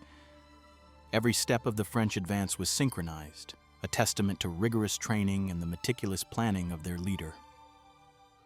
Napoleon's presence, riding among the troops, issuing precise orders, observing, anticipating, inspired awe and unflinching loyalty. The Grande Armée moved not as separate regiments, but as a singular, living entity, its motions guided by the mind of a strategist whose vision extended far beyond the immediate clash of steel. At Jena, Napoleon faced the main Prussian force under Prince Hohenlohe. Here, the French exploited their superior mobility and coordination. Columns pressed, artillery pounded, and the Prussian center, despite its disciplined appearance, began to buckle under pressure. Soldiers, unprepared for the relentless ferocity of the French assault, faltered. Chaos spread through the ranks as units collided, orders became confused, and the weight of the French attack became impossible to resist. On the battlefield, the difference between victory and catastrophe was razor thin, yet Napoleon's planning ensured that every advantage was magnified. Meanwhile, at Auerstedt, Marshal Louis Davout, one of Napoleon's most capable subordinates, confronted the main Prussian army led by King Frederick William III and Duke of Brunswick. Despite being heavily outnumbered, Davout's corps exhibited extraordinary discipline and courage. Their coordinated defense and counterattacks slowed the Prussian advance, buying crucial time and creating openings for French forces to exploit. The contrast was stark. The French moved with purpose and cohesion, while the Prussians, despite their numbers, struggled with fractured communication and faltering morale. Napoleon's influence was felt not only directly through his commands, but indirectly through the precise execution of his trusted marshals. As the battle unfolded, the cinematic tableau became unmistakable. Smoke from artillery obscured the sun, musket fire echoed across the valleys, and cavalry charges thundered through fields churned to mud by the frenzy of combat. Amidst the turmoil, Napoleon remained the calm eye of the storm, directing movements with a clarity that contrasted sharply with the confusion of the Prussian command. Every feint, every flanking maneuver, every artillery salvo was part of a larger symphony, choreographed to crush the enemy's will and turn their confidence into despair. The human drama was palpable. Soldiers on both sides faced the terrifying reality of battle. The roar of cannons, the screams of comrades, the sudden death lurking in every volley of musket fire. Leaders made decisions under unimaginable pressure, their reputations and lives hanging in the balance. For the French, confidence in Napoleon's vision transformed fear into action, courage into relentless aggression. For the Prussians, the initial confidence eroded rapidly under the weight of precise, coordinated, and unrelenting French tactics. By late afternoon, the outcome was undeniable. The Prussian armies were shattered. Thousands had fallen, thousands more were captured, and the remnants scattered in disarray across the countryside. Jena and Auerstedt demonstrated the devastating power of strategy, organization, and morale. Napoleon's genius lay not only in battlefield tactics, but in his ability to fuse intelligence, logistics, and psychology into a coherent, unstoppable force. The Prussian army, once considered one of Europe's elite, had been decisively humbled, illustrating the transformative impact of Napoleon's military reforms and leadership. The consequences extended beyond the battlefield. Prussia's political and military influence was drastically diminished. Territories were occupied, fortresses seized, and a nation that had once prided itself on military prowess was forced to reevaluate its standing in Europe. Napoleon's dominance over the continent grew, his aura of invincibility cemented. Monarchs and generals across Europe observed with a mixture of fear, respect, and awe, recognizing that confronting him directly could lead to catastrophe. Yet the victory also carried an implicit warning. Absolute control on the battlefield required constant vigilance, innovation, and the ability to adapt to every unforeseen challenge.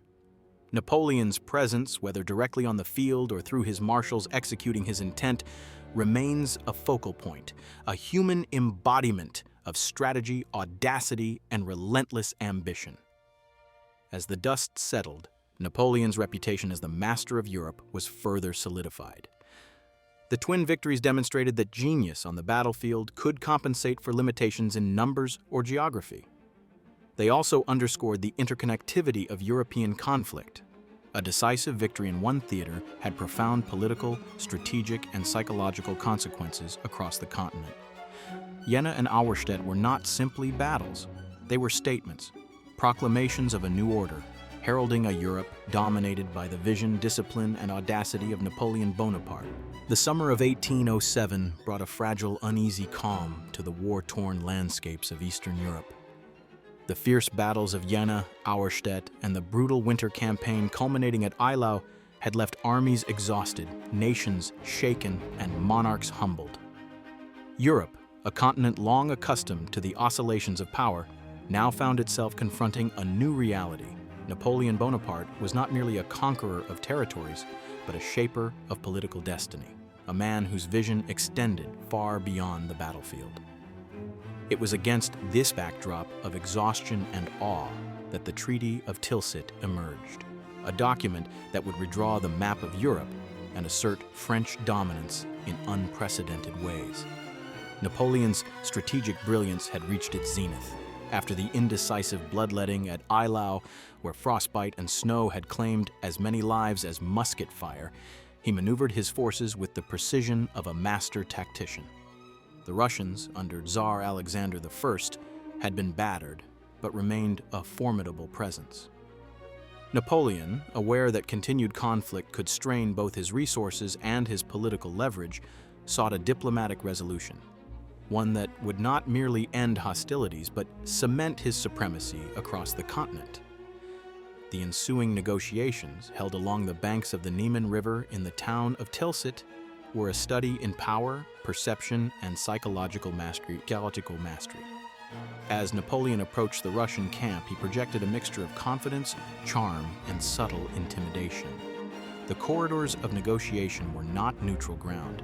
They were a theater in which the French emperor's presence alone conveyed both authority and inevitability.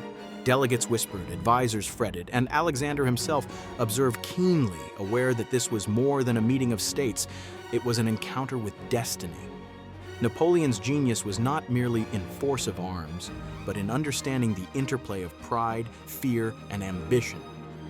He knew that a treaty signed under his terms would extend his influence far beyond the battlefield, transforming political reality without the expenditure of lives.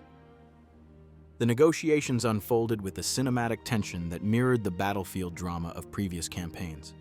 Every word, every gesture, every subtle pause carried weight.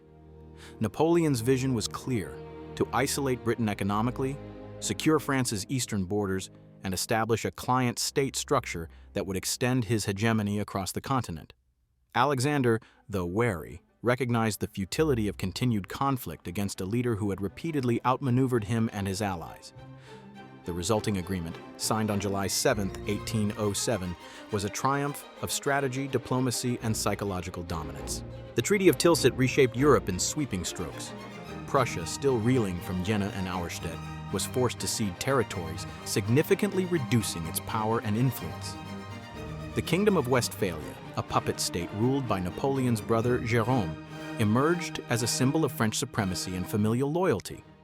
Russia, though spared total humiliation, entered into an uneasy alliance with France, bound by promises that would temporarily isolate Britain and realign continental trade.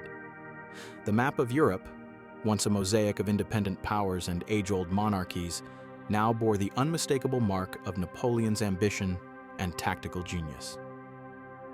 Cinematically, the scene of Tilsit evokes a blend of tension and spectacle. Picture the icy waters of the Niemen River, mist curling over diplomatic tents, the weight of history pressing on all participants. Napoleon standing tall conveys authority without arrogance, intelligence without malice. Alexander, the young Tsar, navigates the subtle currents of intimidation and negotiation, aware that every concession is a potential pivot in the larger game of European dominance. Advisors, scribes, and generals linger on the edges, their expressions a mix of apprehension and awe. It is a scene where power is both tangible and psychological, where the pen, guided by the hand of a master strategist, rivals the sword in its to shape destiny. The treaty also symbolized a transition in European warfare and politics. Napoleon had demonstrated that victory was not confined to the battlefield. It could be extended through diplomacy, alliances, and the careful orchestration of perception. By co-opting Russia into a temporary alignment, he created a fragile equilibrium that allowed France to consolidate power and enforce economic measures, such as the Continental system, aimed at isolating Britain. The human drama of negotiation, the interplay of ego, fear, and ambition, added layers of tension, rendering the treaty not merely a legal document, but a cinematic turning point in the Napoleonic saga. Beyond the immediate geopolitical consequences, the Treaty of Tilsit also reshaped the consciousness of Europe. Nations observed that traditional alliances could crumble under the weight of genius and audacity. Monarchs, who had long relied on tradition, protocol, and military might, now had to contend with a leader whose combination of strategic brilliance and psychological insight could bend entire empires to his will. For Napoleon, Tilsit was more than a treaty. It was a public declaration of his capacity to dictate the terms of European order, a tangible manifestation of his vision to dominate not just the battlefield, but the political landscape of the continent.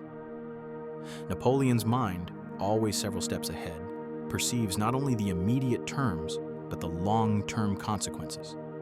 The precarious balance between alliance and subjugation, the potential for future conflict, the necessity of maintaining both fear and respect among his contemporaries.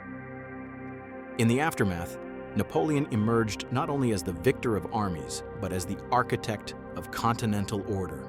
France's position was unassailable, Britain remained isolated, Prussia weakened, and Russia tentatively aligned. Yet beneath the surface, tensions simmered, alliances remained fragile, and the seeds of future conflicts were sown. Napoleon, ever perceptive, knew that true mastery required constant vigilance, adaptability, and the unrelenting execution of vision. The Treaty of Tilsit was a triumph not merely of diplomacy, but of foresight, strategy, and the audacity to bend history to one's will. By the close of 1807, Napoleon's vision of Europe had reached a critical juncture. Victories at Ulm, Austerlitz, Jena, and Auerstedt had established France as the preeminent continental power. Prussia was humbled, Austria cowed, and even Russia tentatively aligned under the Treaty of Tilsit. Yet across the waters of the English Channel, Britain remained unconquered, its formidable navy and resilient economy a persistent thorn in Napoleon's side. The Corsican general understood that traditional military conquest could not pierce the fortress of British commerce, but that if he could undermine Britain's economic lifeblood, he could bend the island nation to his will without landing a single French soldier on its shores. Thus was born the Continental System, a bold and audacious plan to wage economic warfare on a scale never before attempted in history. The Continental System, or Le Blocus Continental, was more than a mere embargo. It was a grand strategy designed to strangle British trade, sever its access to continental markets, and force the island nation into submission through financial suffocation. Napoleon, standing in his office in the Tuileries, envisioned a Europe united under French influence, its ports closed to British goods, its merchants compelled to submit to the edicts of Paris. The decree rippled across the continent, compelling even reluctant states to adhere, whether through alliance, coercion, or fear of French retribution.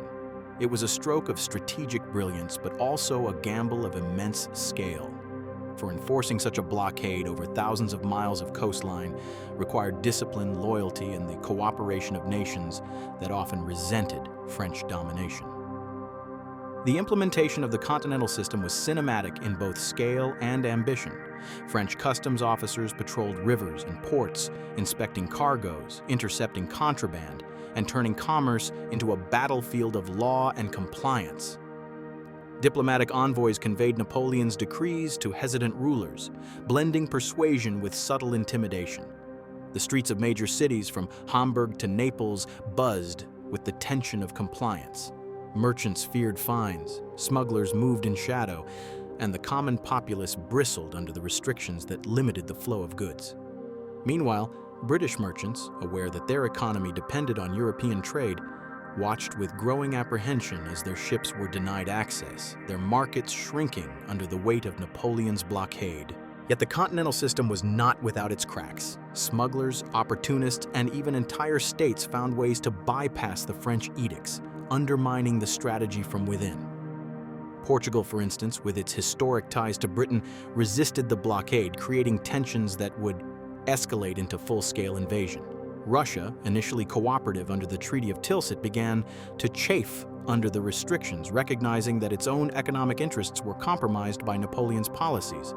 The very ambition that made the Continental System grand also made it fragile, for it relied on the willing or coerced participation of nations whose priorities often diverged from French designs.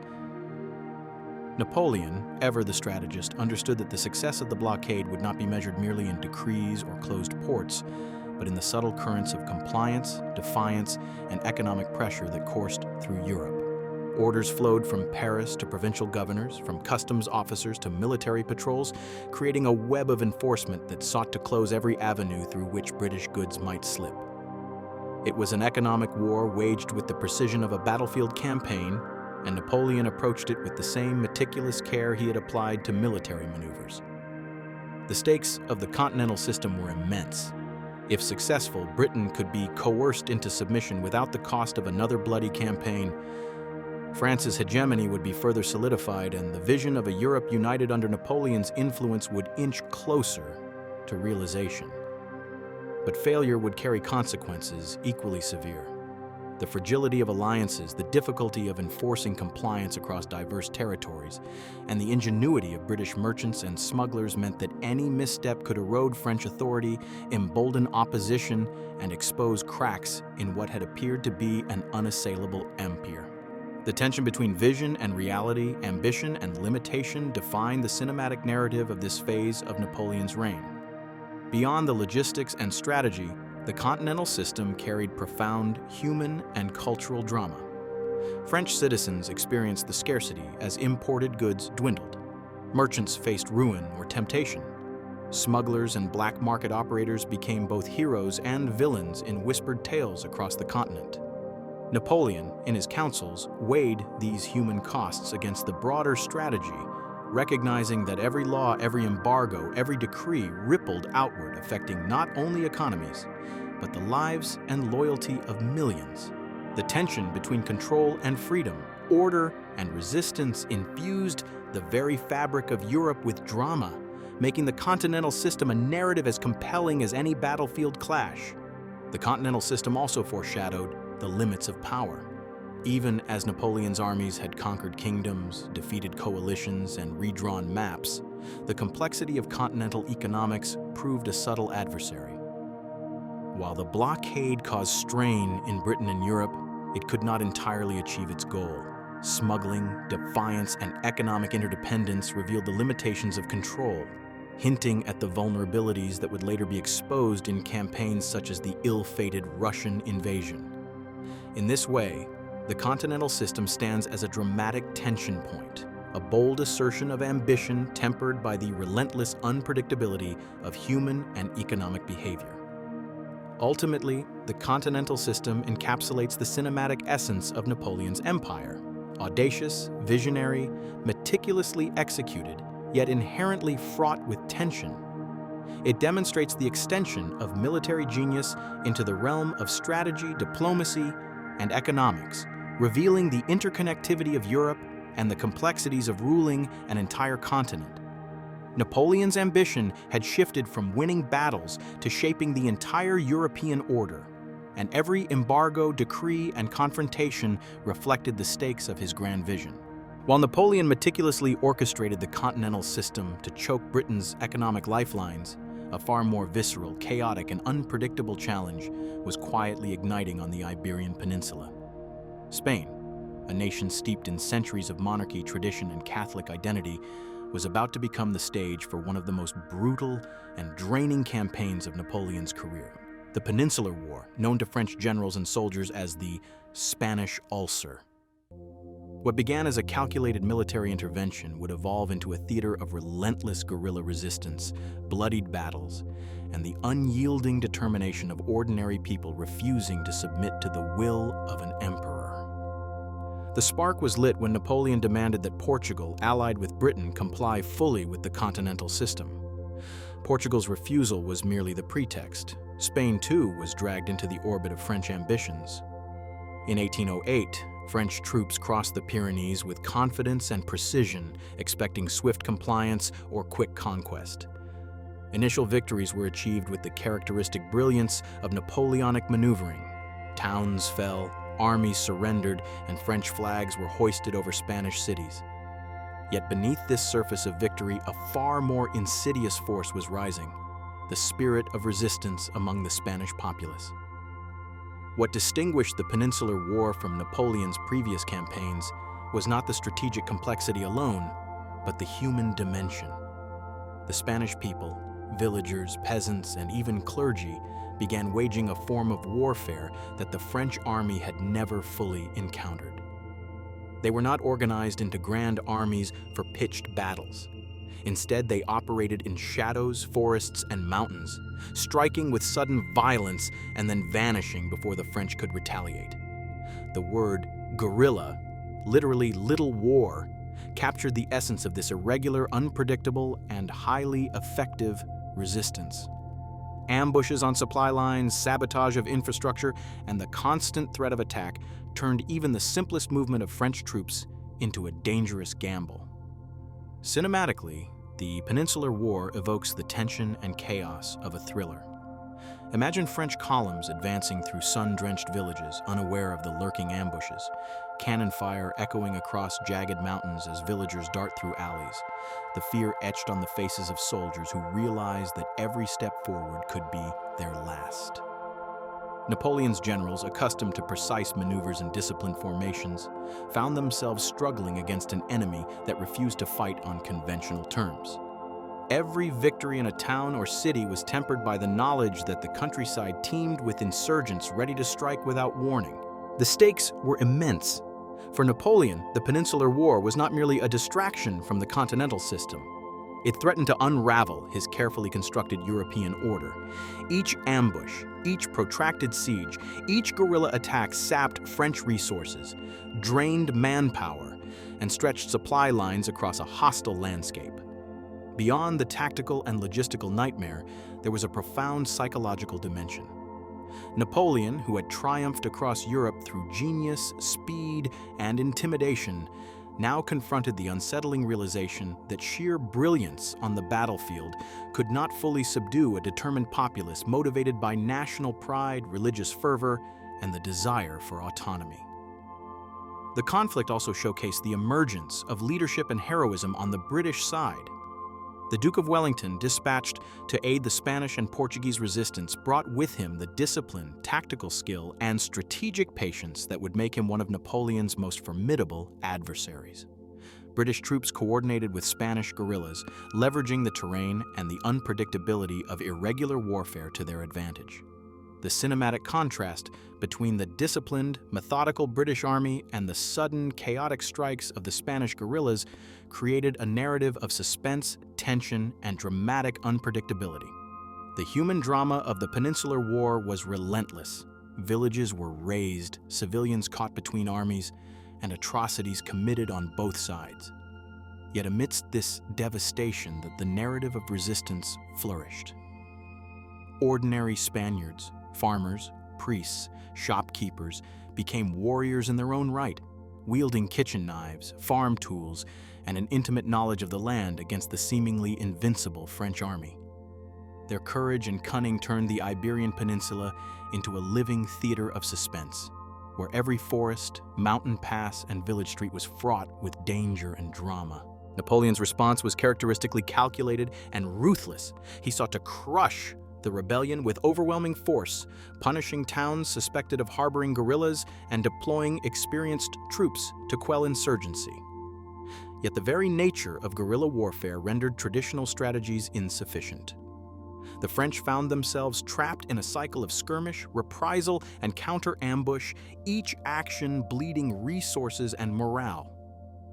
By the time the conflict dragged into 1810 and beyond, historians would note that the Peninsular War had become a slow, grinding test of endurance, an attritional struggle that would drain France of men, materiel, and confidence.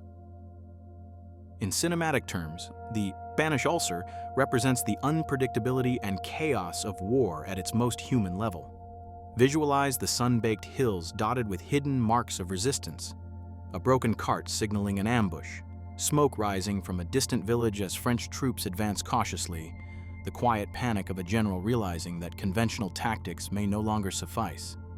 Napoleon, at the pinnacle of his power, watches these developments with a mixture of frustration, calculation, and the stark awareness that his empire, despite its grandeur, is vulnerable to the tenacity of those who refuse to yield. Yet the Peninsular War also highlighted the enduring qualities of Napoleon as a commander and strategist. He adapted, he redirected forces, he sought innovative tactics to counter guerrilla actions, and he remained relentless in pursuit of his objectives. Even as the Spanish resistance gnawed at the edges of his empire, the emperor's vision for continental dominance remained unshaken. It was this interplay between ambition and limitation, control and chaos, that gives the narrative its cinematic tension. A story where heroism, strategy, and the unpredictability of human resolve collide on a grand scale. Ultimately, the Peninsular War became a symbol of the limits of Napoleon's power, a dramatic counterpoint to his earlier triumphs. It demonstrated that even the greatest military genius could be tested by irregular warfare, the resilience of ordinary people, and the complex interplay of national, cultural, and political forces. The Iberian Peninsula, once a mere geographical footnote in European strategy, became a crucible of endurance, resistance, and drama, a testament to the unpredictable cinematic nature of history itself. As the fires of rebellion and guerrilla warfare consumed the Iberian Peninsula, another figure was quietly stepping onto the stage, a man whose strategic mind and indomitable resolve would make him the bane of Napoleon's ambitions in Spain and Portugal. Arthur Wellesley, soon to be the Duke of Wellington, was not yet a household name in Europe, but the peninsula would forge him into one of history's most celebrated military leaders.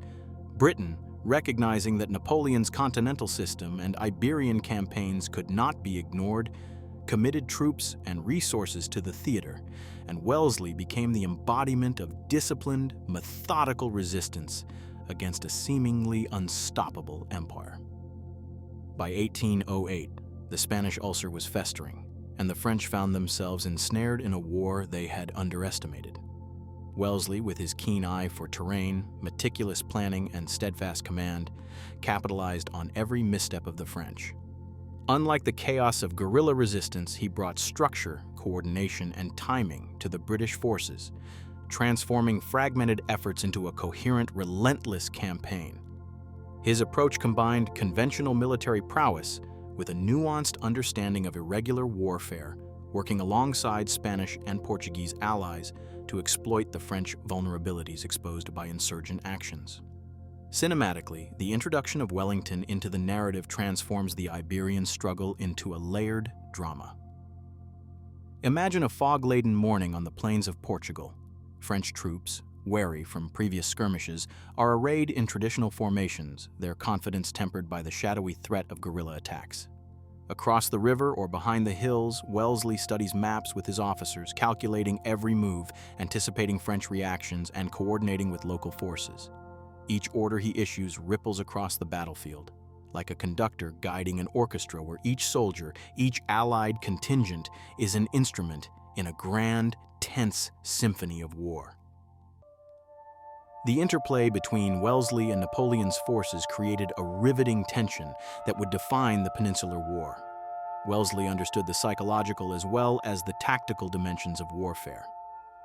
He instilled confidence in his troops, leveraging discipline and morale as weapons against the weariness and uncertainty that plagued French soldiers trapped in hostile terrain. By controlling key supply lines, fortifying strategic positions, and coordinating with irregular forces, he turned the geography of the peninsula into a decisive asset, exploiting every hill, river, and road to maximum effect. The cinematic effect is undeniable. Landscapes become characters in their own right, shaping the drama, directing movements, and amplifying tension with every step of the campaign. Wellesley's rise was not merely a product of circumstance, it was also a testament to the evolving nature of warfare in the Napoleonic era. The Iberian campaign demanded innovation, flexibility, and a synthesis of conventional and irregular strategies. Wellesley's genius lay in his ability to integrate these elements seamlessly, creating operations that frustrated, delayed, and ultimately inflicted significant losses on the French. Skirmishes at Roliça, Vimeiro, and Talavera became legendary not only for their tactical brilliance, but for the psychological impact they had on both sides. French generals, accustomed to commanding disciplined columns and overwhelming firepower, found themselves repeatedly outmaneuvered, delayed, and subjected to attrition by an enemy who blended strategy, terrain mastery, and the ferocity of local resistance. The human dimension of Wellington's entrenchment is equally compelling. British soldiers, many far from home and facing the harsh realities of Iberian warfare, endured heat, disease, supply shortages, and the constant threat of ambush. Their discipline, training, and trust in leadership transformed fear into resolve, uncertainty into determination. Simultaneously, Spanish and Portuguese forces, though unevenly trained and equipped, became vital collaborators, their knowledge of terrain and local conditions providing a critical advantage against the French. The interplay of these human elements heightens the narrative drama, illustrating that success in war is never the product of a single factor, but the confluence of strategy, leadership, geography, and courage. For Napoleon, Wellesley's rise was a growing threat, one that required attention and adjustment. Reports from the peninsula arrived with increasing frequency, detailing French setbacks, harried supply lines, and the relentless attrition caused by both guerrilla fighters and British regulars. The Corsican general, who had anticipated rapid compliance in Iberia, was confronted with the sobering reality that even his legendary strategic acumen could be tested by resilient opponents in complex terrain. The tension between expectation and reality, ambition and limitation, forms the cinematic heartbeat of this subpoint. A narrative in which the stakes are monumental, the actors human and fallible, and the outcome uncertain. Wellesley's presence also underscores a thematic contrast critical to the cinematic narrative, the disciplined, calculated patience of Britain versus the aggressive, expansive audacity of Napoleon.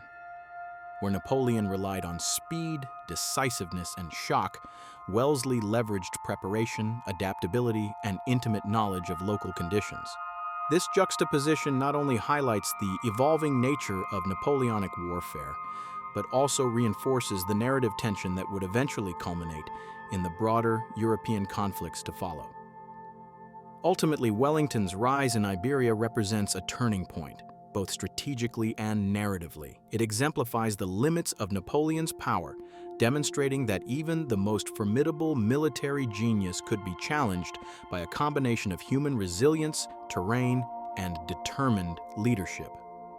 The Peninsular War became a protracted struggle that would drain French resources, weaken their presence in Europe, and sow the seeds of resistance that would later converge with other coalitions against Napoleon. In cinematic terms, this subpoint is a masterclass in tension, strategy, and human drama, a perfect bridge between the audacious ambition of the Continental system and the gritty, unpredictable realities of sustained conflict on the ground. By 1812, Napoleon Bonaparte had reached the zenith of his power. Across Europe, the map bore his imprint. Conquered kingdoms, compliant allies, and subdued adversaries testified to the brilliance and audacity of his campaigns. Yet one challenge loomed larger than any he had faced before: the vast, frozen expanse of Russia. It was a theater unlike any other, a land where geography, climate, and the unyielding spirit of a nation could turn the most meticulously crafted plans into chaos. Napoleon's Grande Armée, a force assembled from the far reaches of his empire, was poised to test his genius against both man and nature on an unprecedented scale. The campaign began with meticulous preparation. Soldiers from France, Poland, Italy, Germany, and beyond converged into a massive army, over 600,000 men strong, a spectacle of martial power unparalleled in history. Each man was aware, in the silent moments before battle, of the monumental stakes. To win meant glory beyond measure. To fail could mean annihilation. The initial stages of the campaign unfolded with precision and confidence. Napoleon, relying on his legendary strategic acumen, orchestrated a series of rapid maneuvers designed to outflank and outmaneuver Russian forces.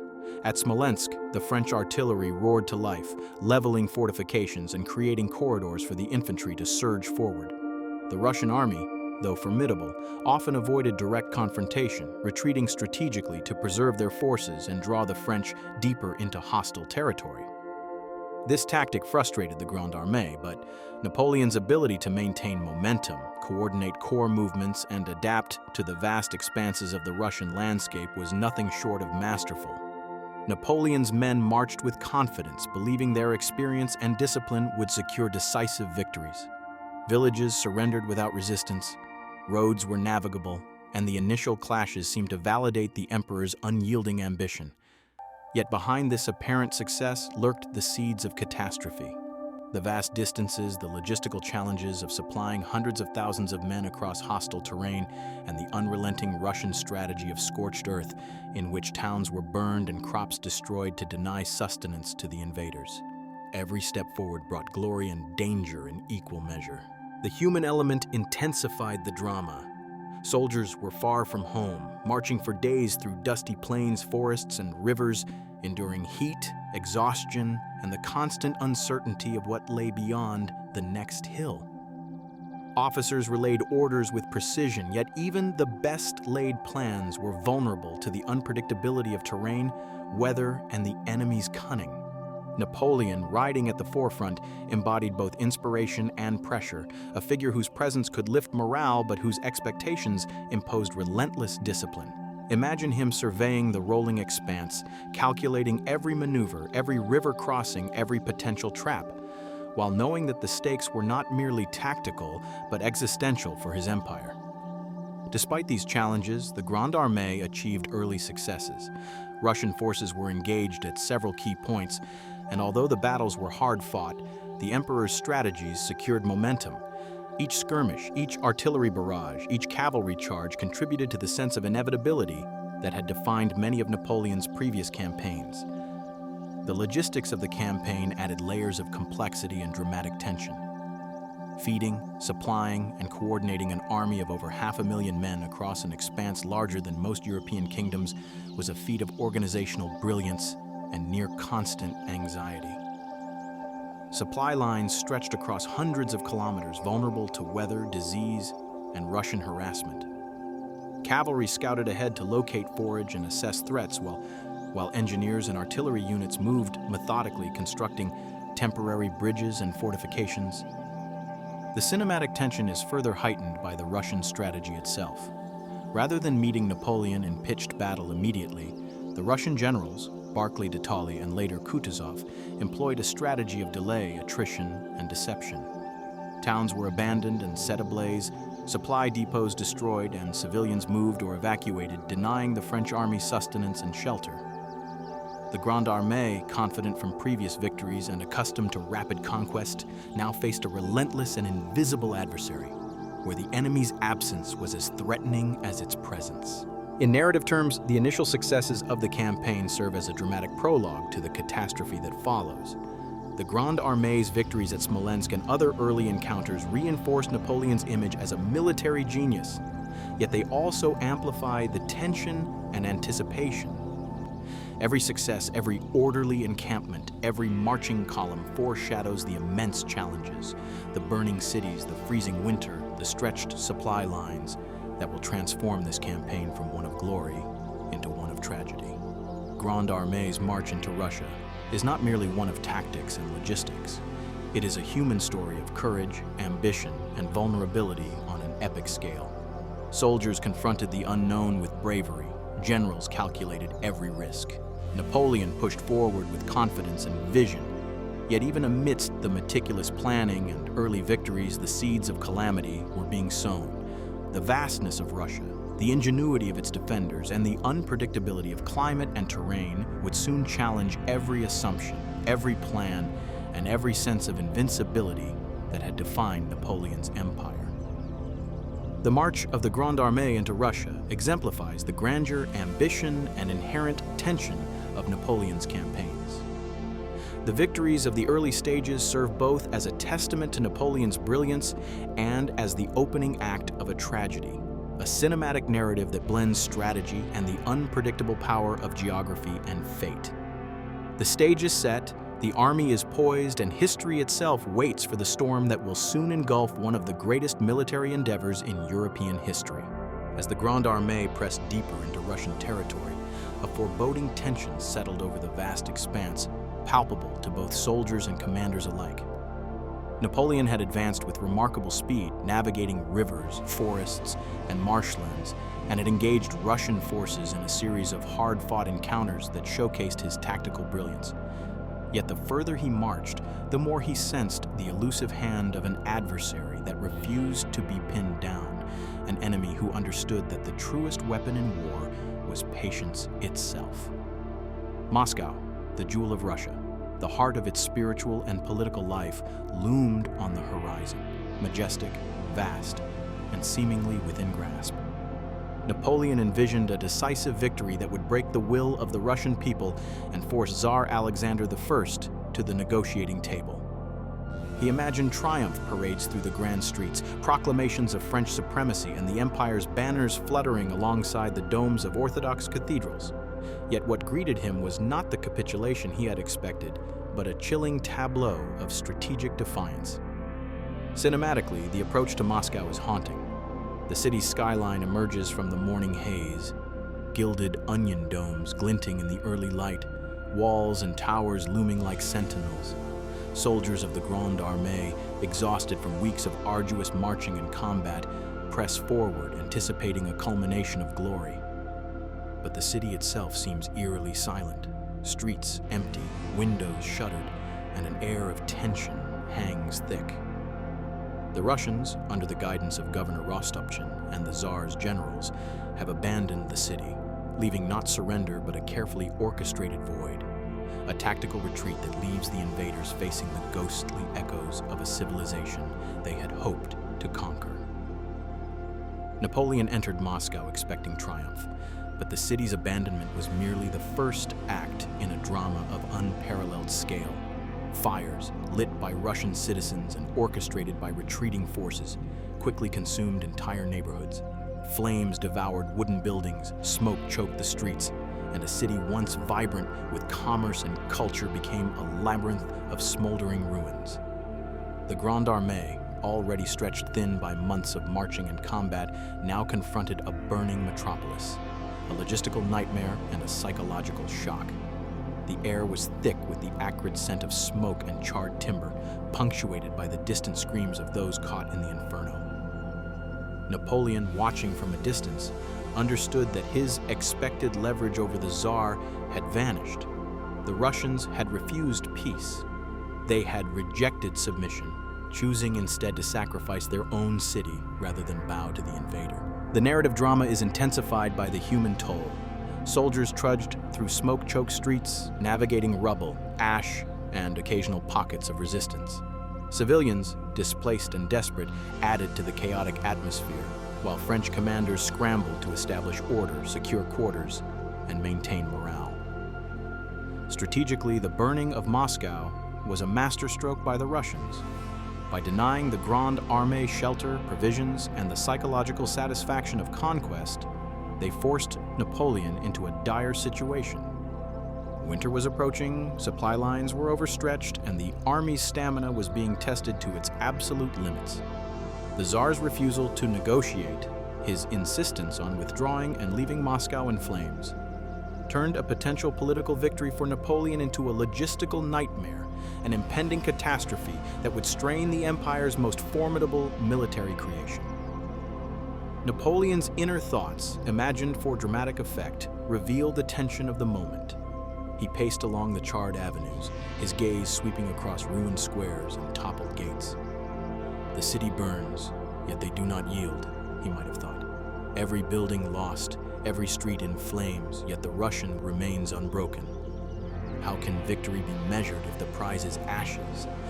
Such introspection, whether real or inferred, adds a cinematic depth to the narrative, transforming historical events into a psychological drama that underscores the stakes not only for an empire, but for the mind of a man who had conquered much, yet now faced an adversary who could not be subdued by conventional means. The cinematic metaphor of fire serves multiple narrative purposes. It represents both destruction and defiance. punishment and resilience. For the French, it is a tangible enemy, consuming resources and morale. For the Russians, it is a strategic instrument, turning their homeland itself into a weapon. The flames illuminate the tension between human ambition and nature, strategy and circumstance, showing that even the most brilliant commander can be humbled by unforeseen challenges. Every column of smoke is a narrative thread, weaving together military, political, and human dimensions into a single, cohesive story of suspense, struggle, and inevitability. Even amidst the chaos, the soldiers' discipline and determination are evident. French troops erect temporary encampments amid the rubble, forage for what little supplies remain, and prepare for the uncertainty of winter campaigns. Officers issue orders with precision, trying to impose order on an environment designed to defy them. The stage is thus set for the next chapter of the Russian campaign. The early brilliance of Napoleon's campaign into Russia now collided with forces far beyond the battlefield. Moscow, once the symbol of victory, had become a city of smoldering ruins. The Tsar's refusal to capitulate had denied Napoleon the leverage he had so desperately sought, and as the weeks passed, the invader's path back became as perilous as the march forward. What awaited the Grande Armée was a winter of unimaginable cruelty, a season in which nature itself would rise as an adversary equal to any army Napoleon had faced. As the temperature plummeted, the challenges became immediate and visceral. Soldiers huddled in tattered clothing, their breath visible in the icy air, fingers numb and faces frostbitten. Horses, essential to the army's mobility and supply chains, succumbed to hunger and cold, leaving artillery stranded and wagons immobile. Snow and ice transformed roads into treacherous traps, turning even the most disciplined columns into chaotic, slowed-moving masses. Each step forward was a battle against the elements, each breath a reminder of human fragility in the face of nature's overwhelming power. The retreat from Moscow was a march of survival rather than conquest. Napoleon, ever the meticulous strategist, sought to maintain order, issuing precise commands even as supply lines broke and morale frayed. Officers struggled to coordinate units, desperate to prevent complete disintegration, while the men fought not only the cold, but starvation, disease, and the constant threat of Russian skirmishers. The army's discipline, which had once been its strength, was now tested to its limits. Columns stretched for miles, with men and horses succumbing to exhaustion and exposure, leaving behind a trail of despair that would etch itself into history. Cinematic tension is heightened by the relentless Russian harassment. While the Tsar's forces avoided full-scale engagement, small detachments and partisan units struck continuously, targeting stragglers, supply wagons, and vulnerable flanks. Every ambush reinforced the sense of vulnerability, every sudden volley a reminder that the invader was deep in hostile territory. Napoleon's genius in maneuvering armies now clashed with circumstances he could not command. The enemy was not only the Russian army, but the land itself, the winter and the logistical impossibility of sustaining a colossal force across hundreds of kilometers of devastated terrain. The human element added layers of tragedy and drama. Soldiers, once confident and victorious, now trudged through snow and mud, faces pale, eyes hollow with fatigue, boots frozen and torn. Letters home were filled with longing and despair, memories of family and hearth becoming ever more vivid as each day stretched into an endless struggle for survival. Officers tried to inspire courage, yet the enormity of the situation left even the boldest hearts shaken. Napoleon himself faced immense pressure, both internal and external. His reputation, built on unbroken victories, now hung precariously. The emperor had envisioned a swift campaign that would decisively break Russia and cement his dominance. Instead, he confronted an army shrinking by the day, stretched beyond its supply lines, and a winter that offered no quarter. The retreat was compounded by famine and disease. Supply depots had been burned during the scorched earth tactics, leaving men and horses without food. Starvation became as lethal as bullets, and dysentery, frostbite, and exhaustion claimed countless lives. Camps turned into scenes of silent suffering, where the living were forced to bury the dead in frozen ground, the wind carrying their muffled cries across desolate plains. the psychological toll was immense. Morale collapsed, fear replaced confidence, and hope became a fragile ember barely clinging to life amidst the chaos. Snowstorms, whiteouts, and sub-zero temperatures created surreal yet terrifying landscapes. Rivers froze partially, ice cracking under the weight of troops and artillery, threatening sudden calamity. Nights offered no reprieve, only more suffering as tents collapsed under snow and fires could barely keep frostbite at bay. Napoleon's vision of conquest and glory now seemed distant, almost irrelevant, overshadowed by the elemental struggle for life itself. Cinematically, this evokes the scale and terror of nature versus human ambition, an almost biblical tableau where men are dwarfed by endless white expanses struggling against the raw force of the world. Despite these horrors, the retreat also showcased acts of courage, endurance, and sacrifice. Soldiers carried the wounded, risked themselves to rescue comrades, and maintained discipline under conditions that would break ordinary men. Napoleon, while unable to fully reverse the tide of catastrophe, inspired loyalty and determination, his presence a stabilizing force amid disintegration. These human stories, the small victories of perseverance amid overwhelming adversity, add depth and cinematic richness, showing that even in failure, heroism and drama persist. The culmination of these events was nothing short of catastrophic. By the time the remnants of the Grande Armée reached the relative safety of Poland, fewer than 100,000 of the original 600,000 remained. Horses, artillery, and supplies were lost in staggering numbers.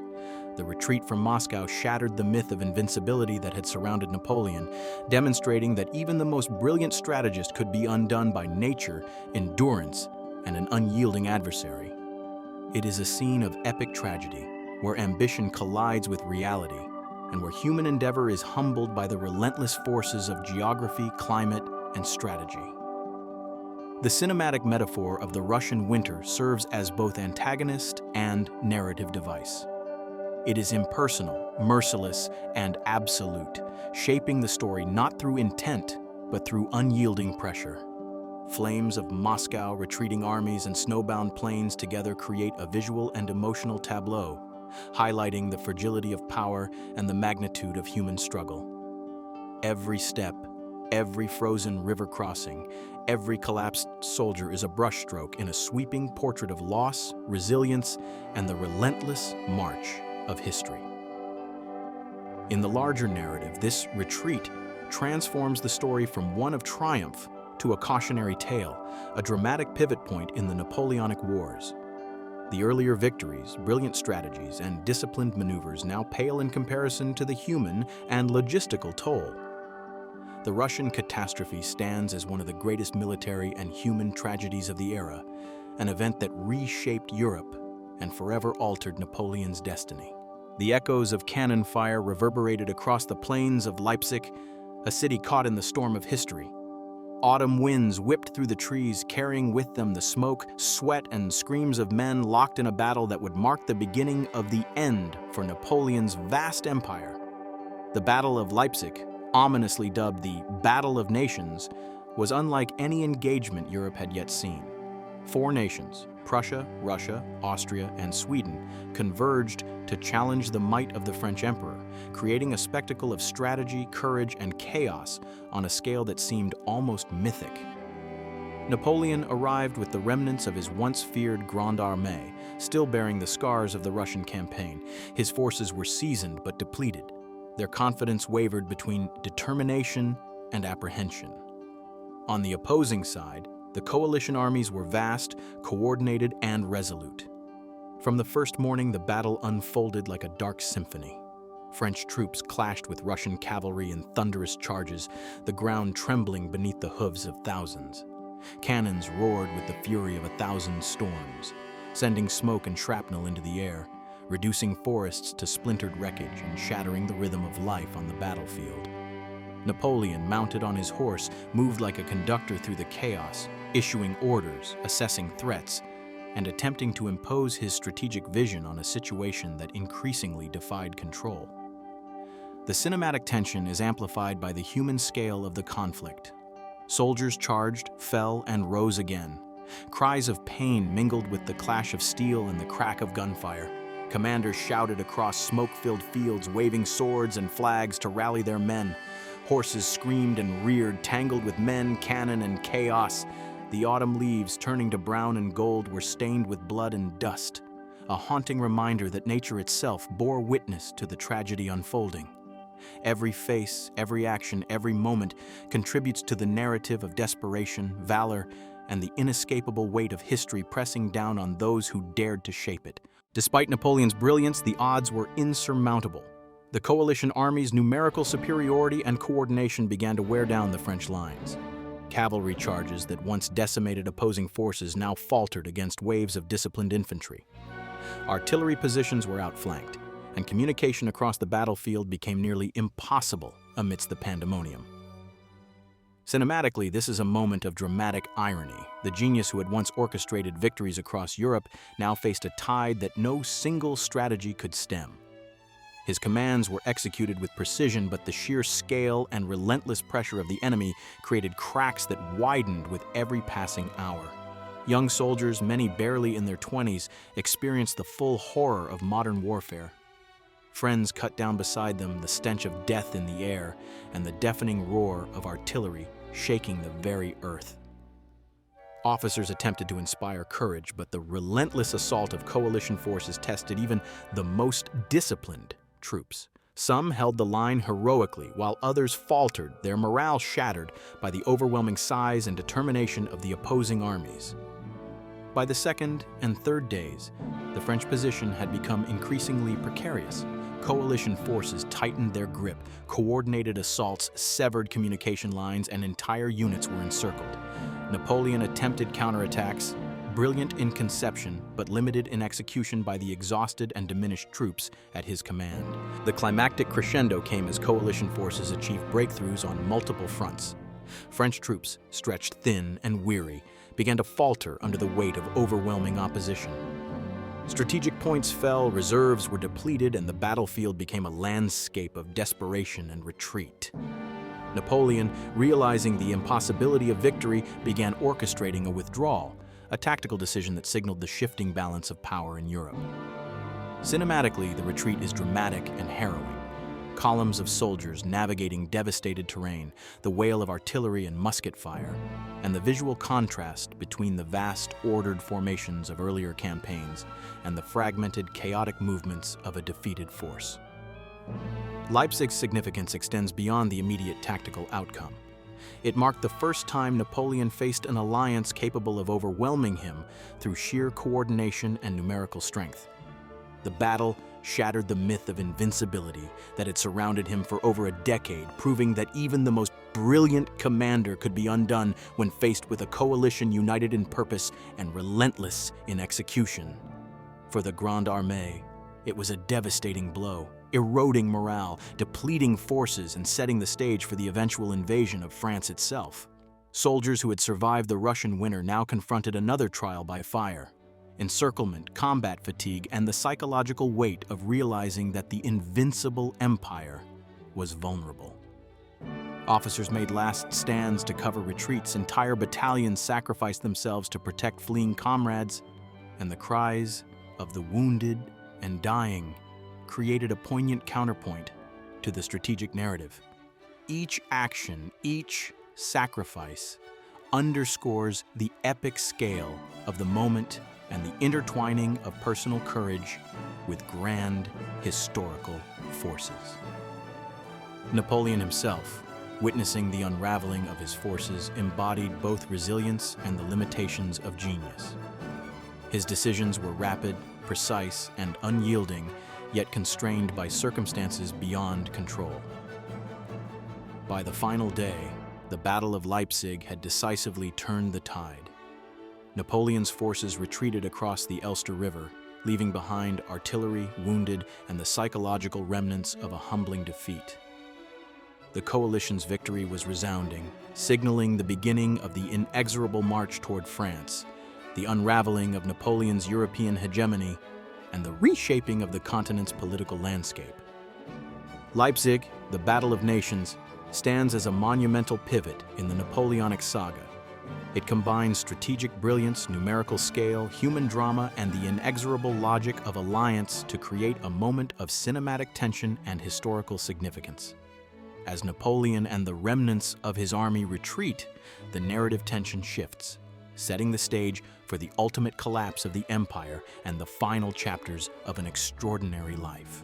The echo of Leipzig's defeat still lingered across Europe. Napoleon had survived the maelstrom of battle, but the reverberations of the Battle of Nations were unstoppable. The coalition armies, triumphant and united, turned their gaze toward the heart of France itself. The emperor, whose genius had once seemed limitless, now confronted a new reality. The very soil of his homeland was under threat. The march of the Allies into France was not merely military. It was a tidal wave of history, unstoppable, relentless, and deeply symbolic. Across the vast plains of northeastern France, autumn had faded, replaced by the stark chill of early winter, and the rivers and forests became silent witnesses to the advancing armies. Columns of Russian, Prussian, Austrian, and Swedish troops moved with mechanical precision, their banners snapping in the wind, cannons rolling over frost-hardened roads, and cavalry patrolling flanks with keen vigilance. Villages along the way were swept into the storm of war, civilians fleeing, farmhouses abandoned, smoke curling from distant fires. For Napoleon, every mile the Allies advanced was a pulse of dread. Every sight of enemy standards on French soil a reminder that his empire, once vast and invincible, was now exposed. Napoleon's strategic mind raced, attempting to marshal a defense from the depleted forces he could assemble. Veteran soldiers from previous campaigns, young conscripts hastily trained, and remnants of the Grande Armée now converged on the defensive lines. Yet the contrast with the cohesive, victorious coalition could not have been starker. French flags fluttering over ragged formations, officers issuing commands with urgency, soldiers clutching muskets with frostbitten hands, while miles away the thunder of enemy artillery echoes like an ominous drum roll. The heart of France was under siege, and the drama of survival overshadowed any thought of conquest. As the Allies crossed the Rhine and advanced through northeastern France, towns and fortresses faced choices that would define their fate. Some offered token resistance, others surrendered, but everywhere, the psychological impact of the coalition's march was palpable. News traveled swiftly. The invincible Napoleon had been defeated at Leipzig. The enemy was now at the gates. Morale, once a cornerstone of French military dominance, wavered. For ordinary soldiers, the march of the Allies was both a threat and a reminder of the fragility of empires. Napoleon, ever the tactician, attempted to counter this advance with bold maneuvers. He orchestrated a series of engagements designed to slow the coalition, striking at flanks, using fortified positions, and leveraging every advantage his familiar terrain offered. Yet each confrontation exacted a toll on his forces. Casualties mounted, ammunition dwindled, and exhaustion gnawed at the men who had endured years of relentless campaigning. Soldiers faced freezing temperatures, hunger, and the constant pressure of advancing enemy forces. Young men learned the brutal calculus of survival and warfare. A misstep could mean death. A heroic charge might stave off defeat for a fleeting moment.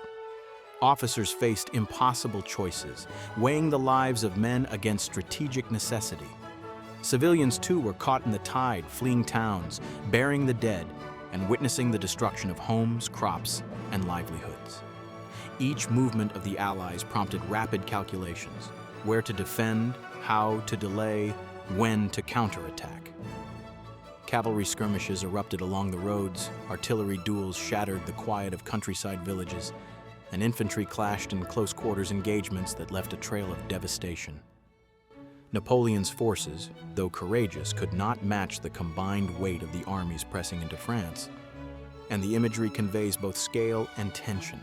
Lines of battle stretching across fields, smoke drifting in the wind, and the faces of soldiers etched with exhaustion and resolve.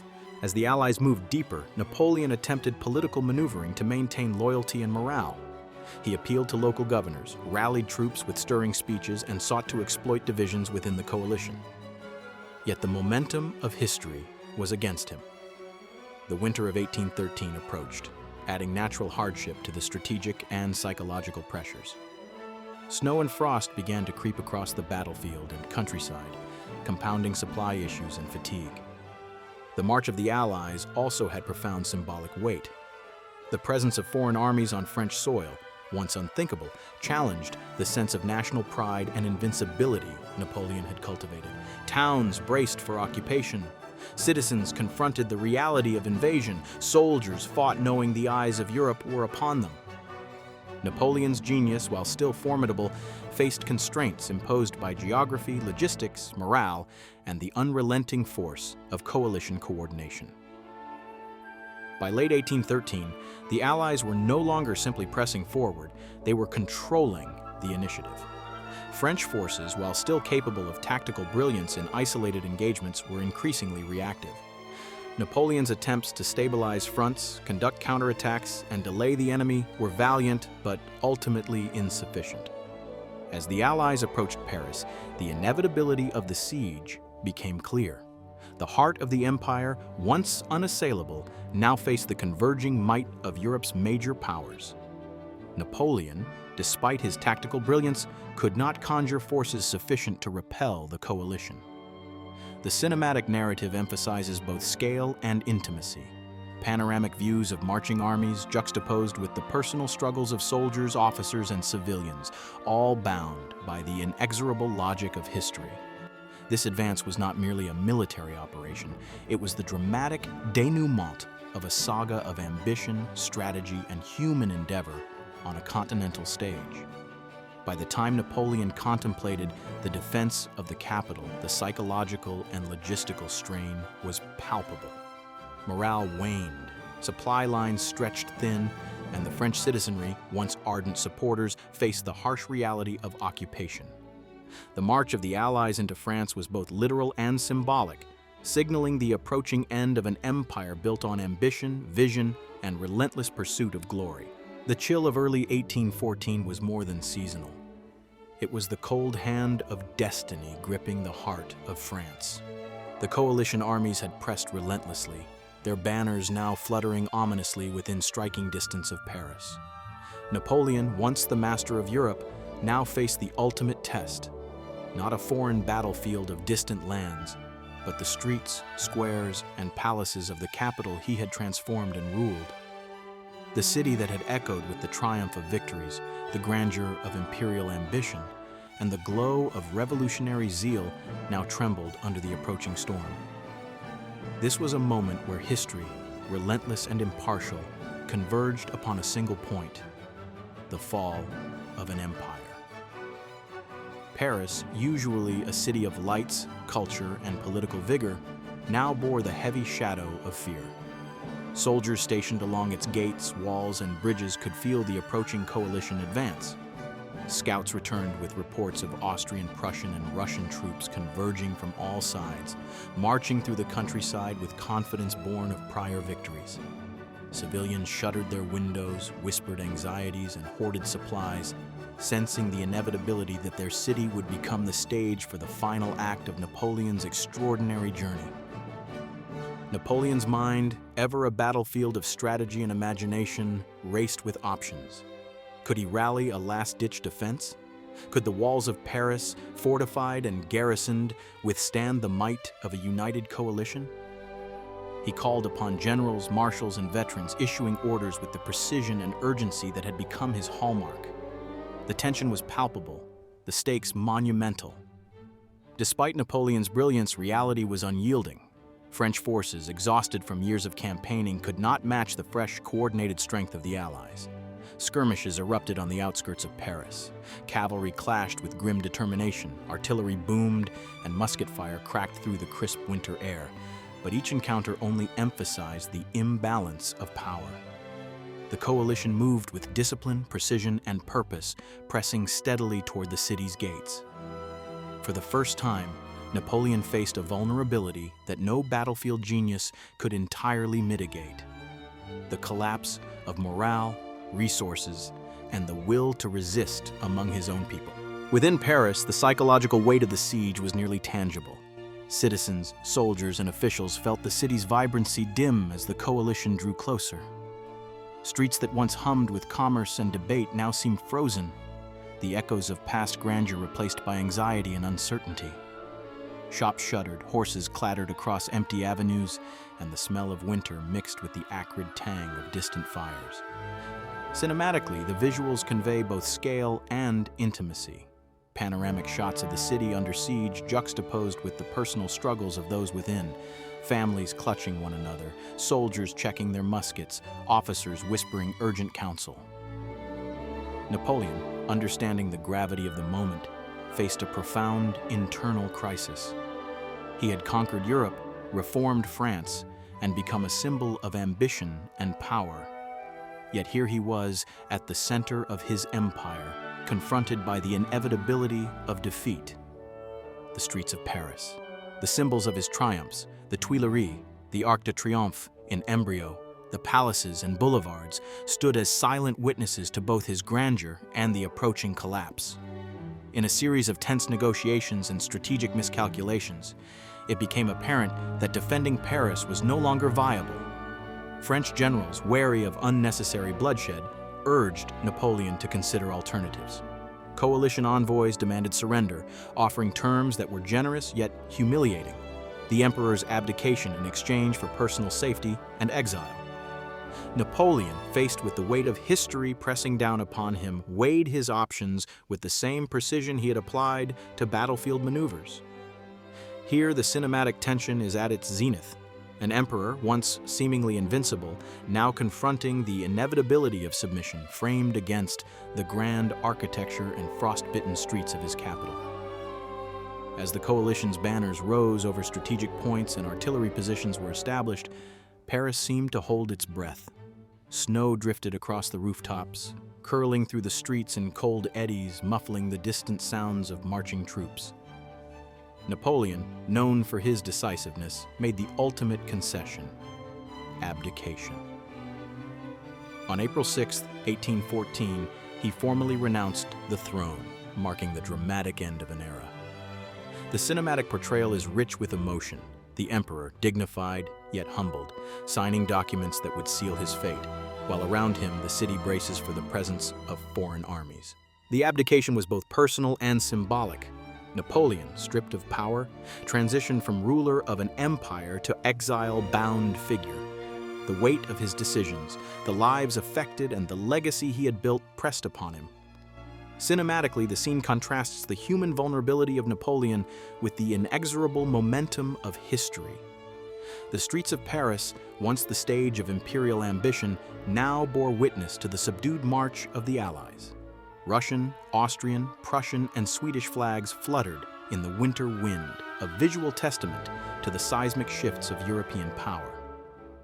Even in abdication, Napoleon's character remained compellingly dramatic. His charisma, intellect, and aura of command did not vanish. They were simply constrained by circumstance.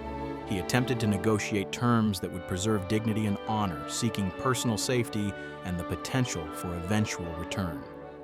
The cinematic narrative emphasizes this tension, the emperor as both a historical figure and a deeply human presence, navigating a world that had shifted beneath his feet.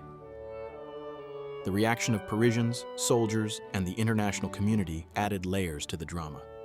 Citizens experienced relief, fear, and curiosity, some hoping for peace, others anxious about foreign occupation.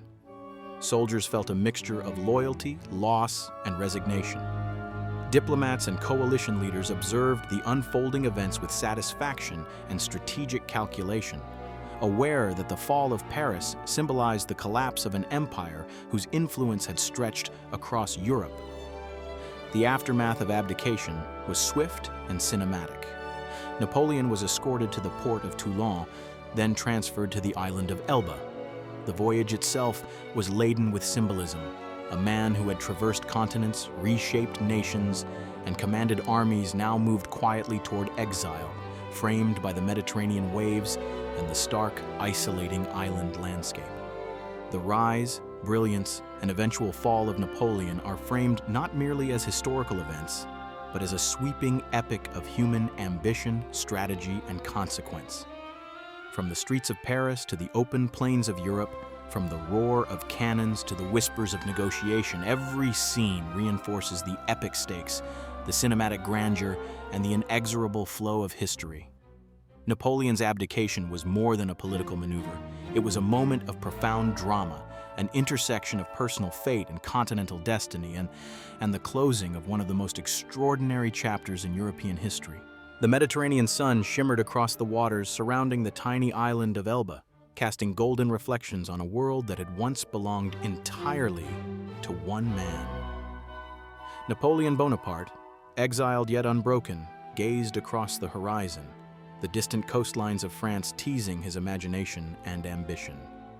Though he had been stripped of empire and authority, the fire of his genius, his audacity, and his inexhaustible hunger for power remained untamed. The isolation of Elba was intended as punishment, a means to contain history's most audacious figure. But in the mind of Napoleon, exile was merely another battlefield, a challenge to be overcome, a test of will to reclaim the stage of Europe. Life on Elba was far from luxurious, yet the emperor adapted with remarkable energy. He assumed governance of the small island, reorganizing its administration, improving defenses, and maintaining a semblance of courtly life. Soldiers loyal to him remained, officers who had survived previous campaigns now serving under diminished banners. And yet, for Napoleon, the island's boundaries were symbolic chains, constantly reminding him that his destiny was tied not to isolation, but to the heart of France itself. News from the continent filtered through spies, merchants, and sympathetic agents. France, it seemed, was uneasy under the restored Bourbon monarchy. Louis XVIII, the new king, faced a nation divided and restless. Many veterans of the Grande Armée still remembered the thrill of Napoleon's command, the glory of his victories, and the stability he had brought after the chaos of the Revolution. Discontent simmered, creating fertile ground for the return of a leader who had once defined the trajectory of the nation. Napoleon absorbed this intelligence like a strategist on a battlefield, recognizing that the stage was set for audacious action. Preparation for the escape was meticulous. The emperor knew that his return could not rely on luck alone. It required precision, courage, and timing. A fleet of small ships, loyal mariners, and a contingent of devoted soldiers were assembled under the cover of night, ready to navigate the treacherous Mediterranean waters and evade potential patrols. On the morning of February 26, 1815, Napoleon boarded the vessel that would carry him back to France. The sky was gray, the air electric with anticipation, and the sea both friend and foe in equal measure. The cinematic tension rises as the small fleet slips past watchful eyes, the coastline of Elba fading behind them. Napoleon, standing at the bow, surveys the horizon. The exile that was meant to erase him from history instead becomes a crucible, sharpening his resolve. Each nautical mile brings him closer to his destiny, to the possibility of reclaiming power, and to the stage where Europe would again confront the brilliance and audacity of one man.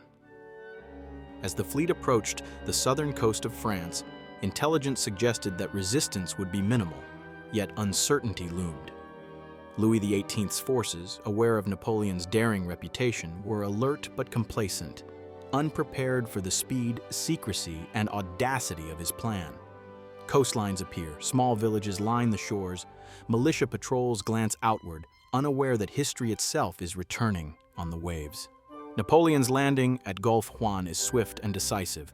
Soldiers disembark, officers take command of key positions, and within hours, the former emperor begins his march northward toward Grenoble, the first step in a campaign that will electrify France and alarm the continent. The march to Grenoble is legendary, not merely for its speed or tactics, but for the psychological impact it wrought.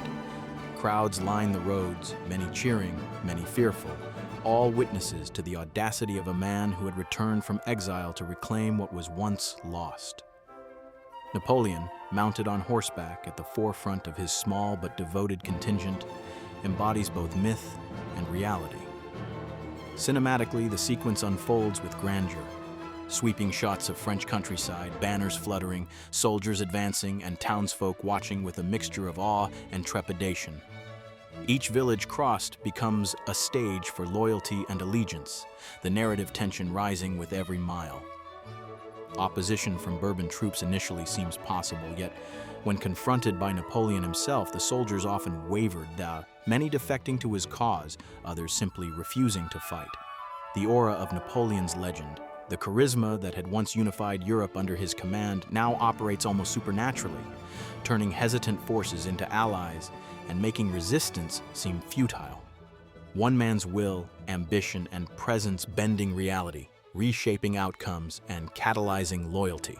By the time Napoleon reached Lyon, the magnitude of his return was undeniable. Crowds surged through streets, shouting his name, waving banners, and signaling the rekindling of hope for an empire thought lost. Officers sent messages to Paris, alerting the monarchy of the momentum building behind the former emperor. Every mile, every encounter, every act of allegiance reinforced the narrative that history was not yet complete, that destiny, like a river, flowed inexorably toward the return of Napoleon. Napoleon's entry into Paris on March 20th, 1815, is nothing short of legendary. Louis XVIII fled, abandoning the throne as the populace erupted in a mixture of exhilaration, fear, and hope. Napoleon, standing atop a carriage or mounted in triumph, surveys the city, a metropolis that had known both his glory and his exile. Paris bathed in winter light, crowds pressing the streets, trumpets sounding, flags waving, and the emperor reclaiming the stage of history with the same audacity that had marked every chapter of his life. This was not merely a political return, it was the embodiment of the myth, the tangible resurgence of ambition, charisma, and strategic brilliance. In these days of the 100 Days, Napoleon's return captures the imagination of Europe. Diplomats, monarchs, and generals realize that the continent's balance of power is again under threat. The audacity, speed, and symbolism of his return demonstrate that history is not solely written by treaties and armies, but by vision, charisma, and unrelenting determination. Cinematically, the narrative conveys the juxtaposition of anticipation and dread. The euphoria in Paris, the anxious stirrings across Europe, and the psychological tension building toward the ultimate confrontation at Waterloo. Napoleon's triumphant return also underscores his strategic brilliance. He does not merely rely on legend or charisma. He consolidates forces, rallies officers, and marshals an army capable of challenging the coalition. Troop movements, logistical planning, fortifications, and councils of war, all interwoven with the emotional intensity of soldiers inspired by the presence of the emperor himself. By the end of these weeks, the stage was set. Napoleon had returned from exile, rallied a nation, and prepared to confront the greatest powers of Europe once more. The cinematic arc blends suspense, tension, and triumph.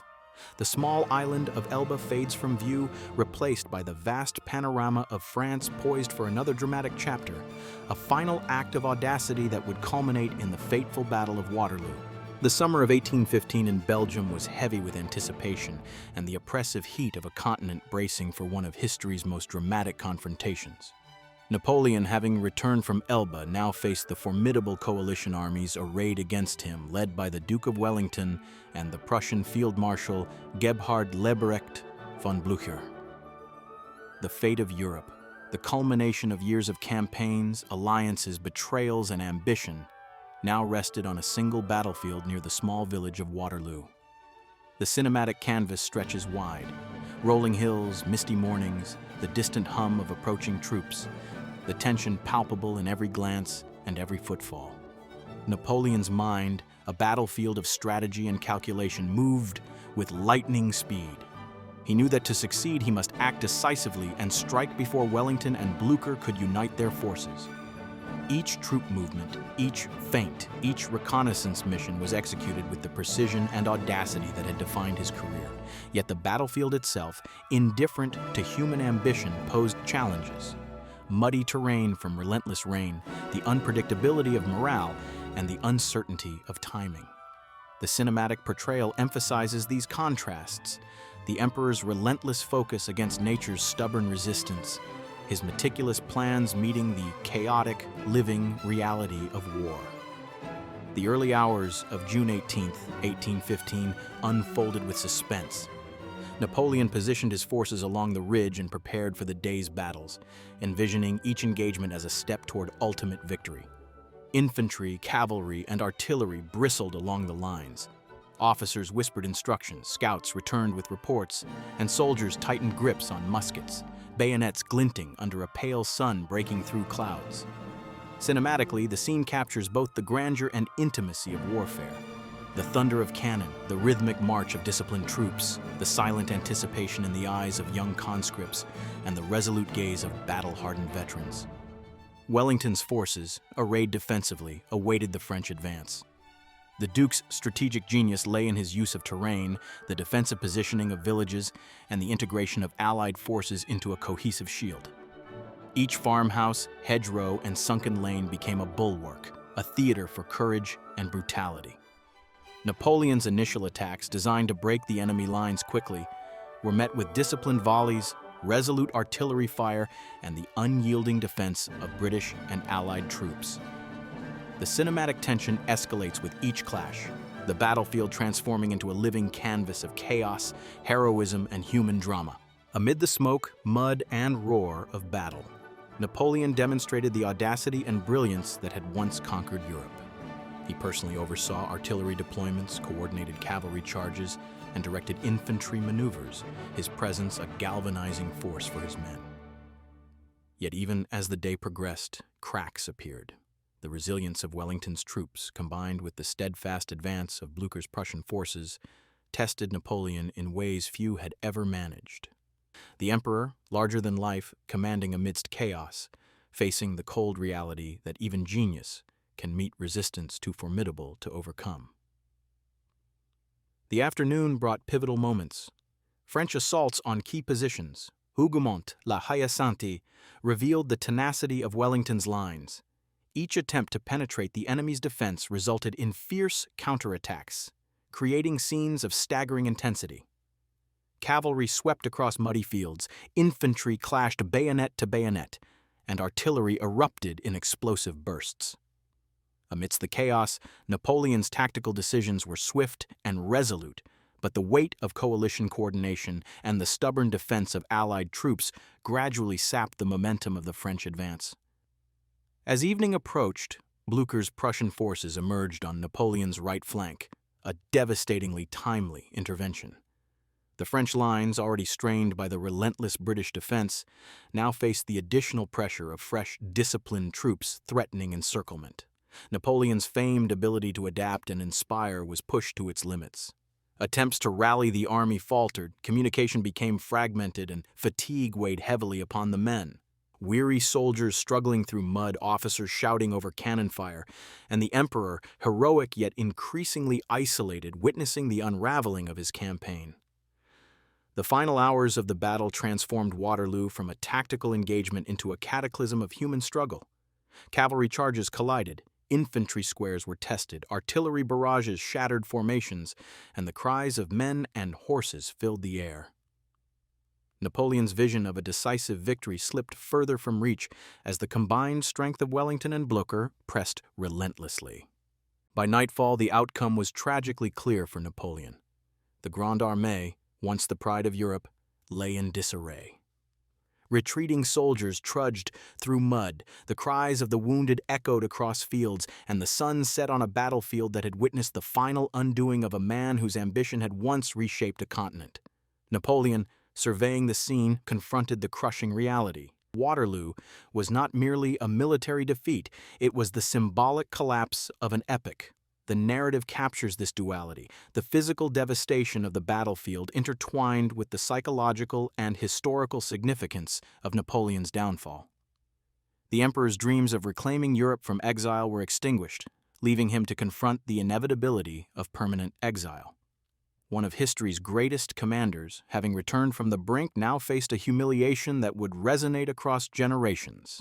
Following Waterloo, Napoleon's abdication was immediate. The brief resurgence of the 100 Days had ended not in triumph, but in the stark reminder of human limits against the forces of history. Exhausted soldiers, grieving families, coalition leaders plotting the next steps, and the emperor himself, dignified yet defeated, reconciling with the irrevocable outcome. His exile to St. Helena, an isolated island in the South Atlantic, awaited, where the final chapter of his life would unfold in solitude, reflection, and legend.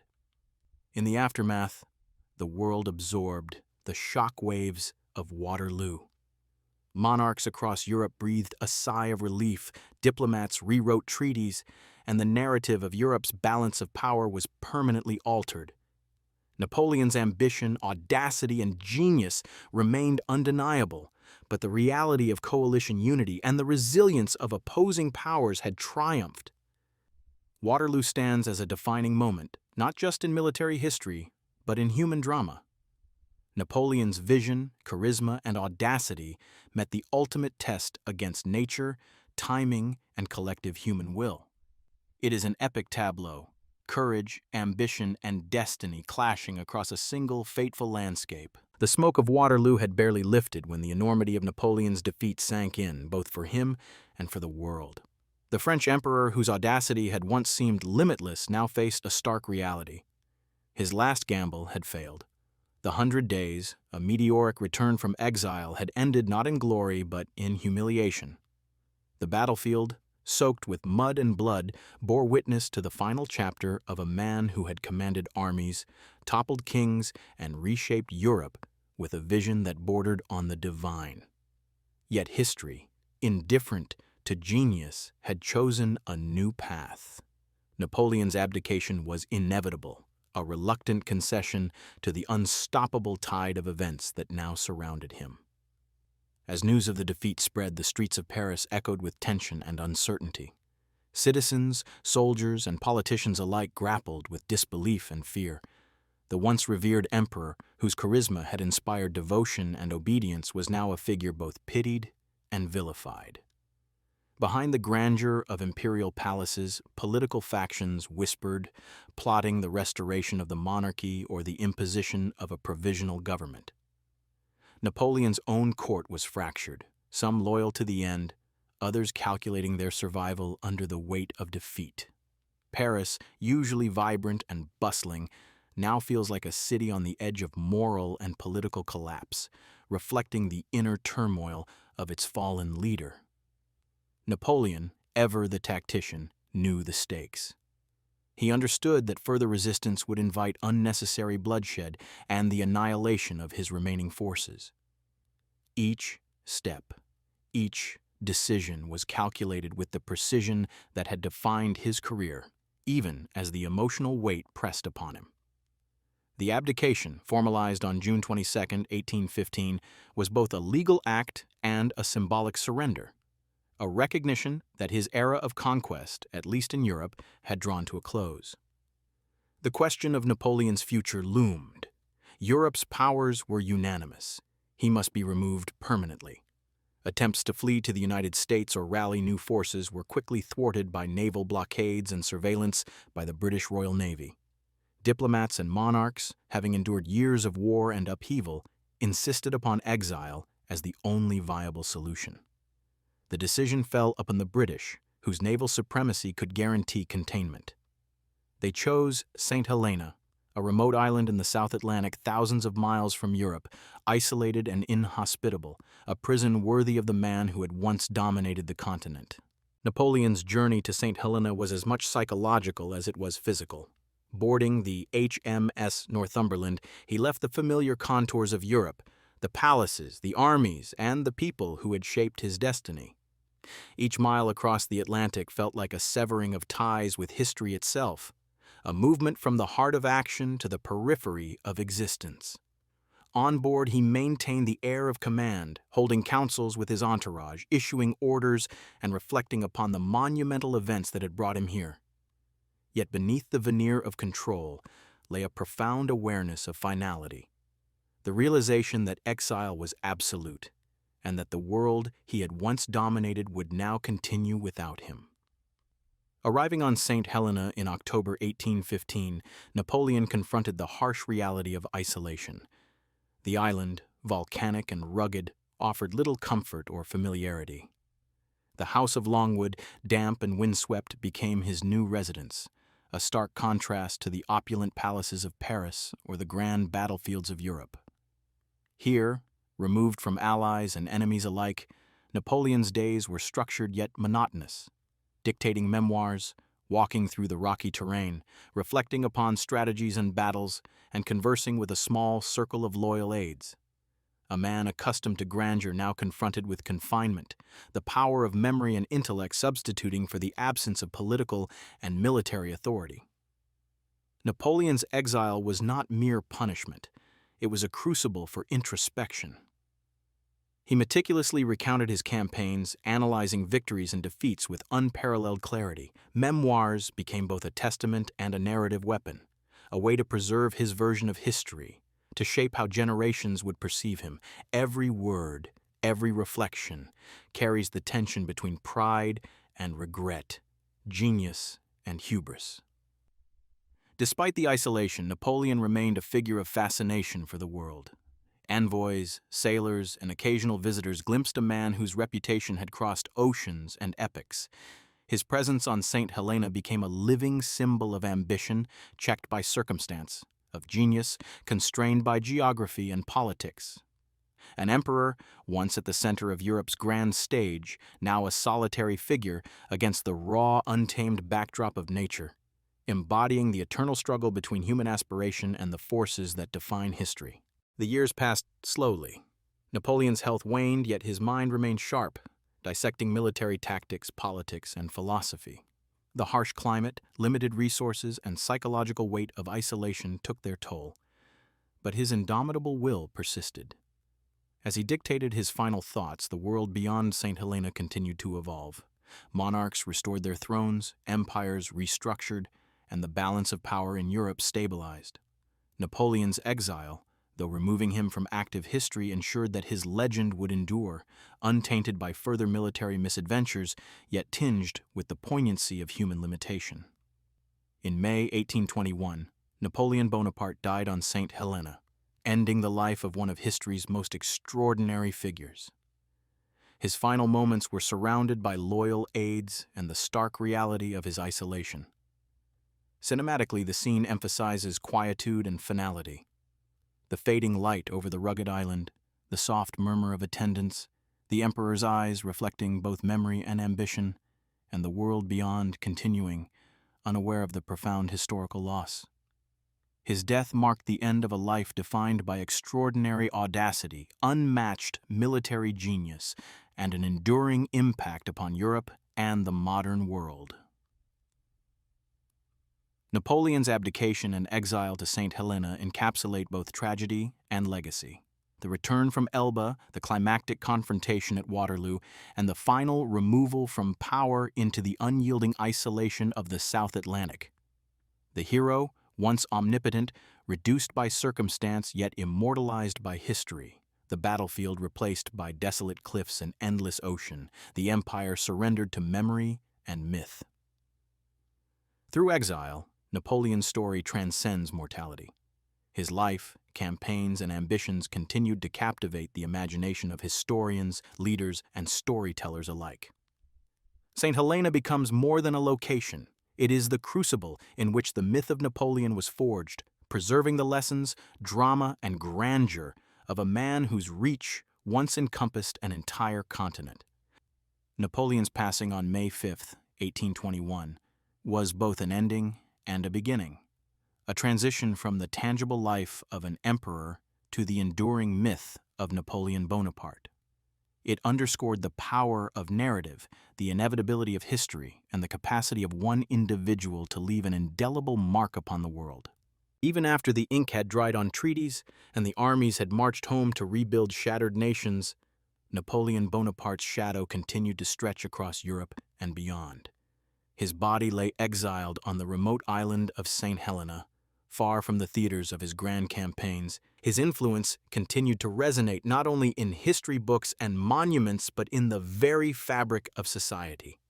Among his most enduring contributions, transcending wars and exile, was the Napoleonic Code, a legal revolution that reshaped France and set a template for modern civil law across continents. While his campaigns might have been remembered for grandeur and bloodshed, it was within the meticulously drafted articles of the Code that Napoleon left an imprint of enduring order, rationality, and vision. The Napoleonic Code, formerly known as the Code Civil des Français, was promulgated in 1804 during the height of Napoleon's power. Its creation was not merely a bureaucratic exercise, but a dramatic reimagining of legal structures torn apart by revolution and decades of inconsistent provincial laws. France, after the chaos of the Revolution, had been a nation of fragmented statutes, contradictory rulings, and local customs that often contradicted one another. For ordinary citizens, justice was unpredictable and uneven, and the threat of arbitrary enforcement lingered. Napoleon recognized that law could not merely reflect authority. It had to convey stability, clarity, and fairness in a way that anchored a society emerging from the turbulence of revolution. Vast chambers of the Conseil d'État, flickering candlelight reflecting on the faces of magistrates and clerks. Each page turned with meticulous care as they debated language, provisions, and structure. Napoleon himself was no idle overseer. He reviewed drafts, offered insights, and demanded precision. Every article was crafted to balance revolutionary ideals, liberty, equality, property rights, with the pragmatism required to govern an empire. The Code abolished feudal privileges, codified civil liberties, and established clear rules for contracts, property, family, and inheritance. In this way, Napoleon transformed the law into a powerful instrument of social order, one that could endure beyond the tumult of any single reign. What makes the Napoleonic Code cinematic is not simply its legal precision. Behind each article lay the tension of a society, families torn by inheritance disputes, peasants navigating newfound rights, merchants seeking predictability, and women confronting both opportunities and limitations. The Code reflected both the promise and the contradictions of revolutionary France. It affirmed property and civil rights, but curtailed certain liberties for women, revealing the tension between Enlightenment ideals and Napoleonic pragmatism. The drafting process itself was a testament to Napoleon's characteristic decisiveness and authoritarian drive. Committees of jurists, scholars, and legal experts labored under intense deadlines, debating language that would shape generations. Napoleon insisted on conciseness, clarity, and accessibility. He did not simply delegate.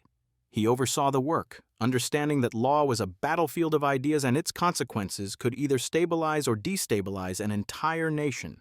Upon its implementation, the Napoleonic Code rapidly transformed French society. For the first time, citizens could navigate a legal system that was coherent, predictable, and centralized. In cities and towns, magistrates applied uniform laws, property rights became secure, and the remnants of feudal obligations dissolved into history.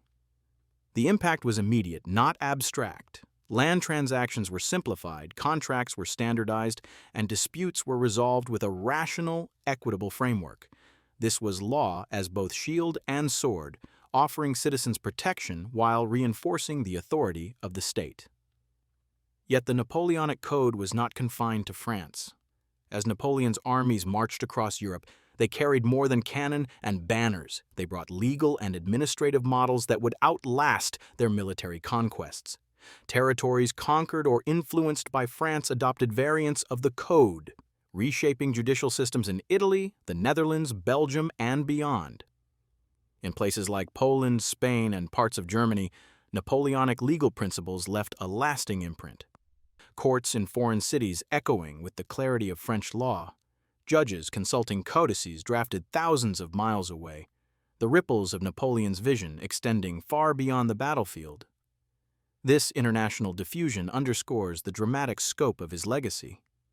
Even in defeat, his influence persisted through institutions rather than armies. The Code's long-term impact is profound. It established principles of civil equality before the law, secular authority, and contractual clarity, forming the backbone of modern civil law systems in over 70 countries. Legal scholars study its logic and structure centuries later, tracing its influence in contemporary codes of law from Europe to Latin America and beyond. Yet, beyond law, the Napoleonic Code symbolized a broader philosophy that order could arise from chaos, that reason could prevail where arbitrariness had once ruled. Napoleon understood that the legitimacy of power relied not only on conquest but on the structures that outlast it. The law became a tool for both consolidation of authority and social stability, reflecting his genius as a strategist not only in battle but in governance. Citizens encountered new rights and responsibilities, grappling with its consequences in their daily lives. Property disputes became manageable, inheritance rules predictable, and civil liberties more uniformly applied. In conclusion, the Napoleonic Code was more than a legal document. It was a masterstroke of governance, vision, and cinematic drama. It captured the essence of Napoleon as a leader, ambitious, disciplined, intelligent, and capable of reshaping not just the battlefield, but society itself. The Code represented the continuity of revolutionary ideals through practical implementation, the marriage of Enlightenment thought with authoritarian efficiency, and the projection of influence far beyond immediate conquests. The Napoleonic era was more than the story of a single man. It was the story of an entire continent transformed by conflict, ambition, and the relentless interplay of ideas and arms. Beyond the Napoleonic Code, another cornerstone of his enduring legacy was the way he reshaped nationalism and modern warfare, leaving an indelible mark on the very DNA of European societies. Napoleon's campaigns did not merely redraw borders, they stirred hearts, ignited identities, and forged a new understanding of what it meant to be a citizen, a soldier, and a nation. When Napoleon swept across Europe, he encountered kingdoms and principalities that had long been bound by dynastic loyalty rather than collective identity. Loyalties were local, personal, and often fragmented. Allegiance to a prince, a city, or a small region outweighed abstract notions of country. The revolution had already begun to challenge these structures, but it was Napoleon's campaigns, both the chaos they wrought and the reforms they imposed, that accelerated the awakening of nationalism. Armies advancing across plains and rivers, banners snapping in the wind, while villagers and townsfolk watch in awe and fear, caught between old allegiances and the new order imposed by France. The tension is palpable. Empires shaking, peoples awakening, and history itself seeming to move under Napoleon's influence. Napoleon's military innovations played a critical role in this transformation. He revolutionized warfare not simply through strategy, but by reshaping the very structure of armies and the relationship between soldiers and the state. He introduced corps systems, emphasized mobility, and demanded rigorous training and discipline, creating forces that could operate independently yet converge with devastating effect. Each campaign was meticulously planned, with logistics, artillery, and infantry orchestrated like a symphony of destruction. Napoleon's genius lay in making the chaos of war appear both inevitable and controllable, an awe-inspiring spectacle of human organization and strategic foresight. This mastery of war extended beyond tactics to the very psychology of conflict. Napoleon understood that modern warfare required not just armies, but motivated populations. Soldiers were no longer mercenaries or feudal levies. They were citizens turned combatants, imbued with a sense of purpose, pride, and identity. The ideals of the revolution, liberty, equality, and fraternity, were fused with military duty, creating an unprecedented synergy between national identity and martial obligation. Napoleon's influence on nationalism extended beyond France. Conquered peoples, subjected to French rule and reforms, began to recognize their distinct cultural, linguistic, and historical identities. The imposition of Napoleonic administrative systems, legal codes, and conscription sparked resistance movements that crystallized collective identity.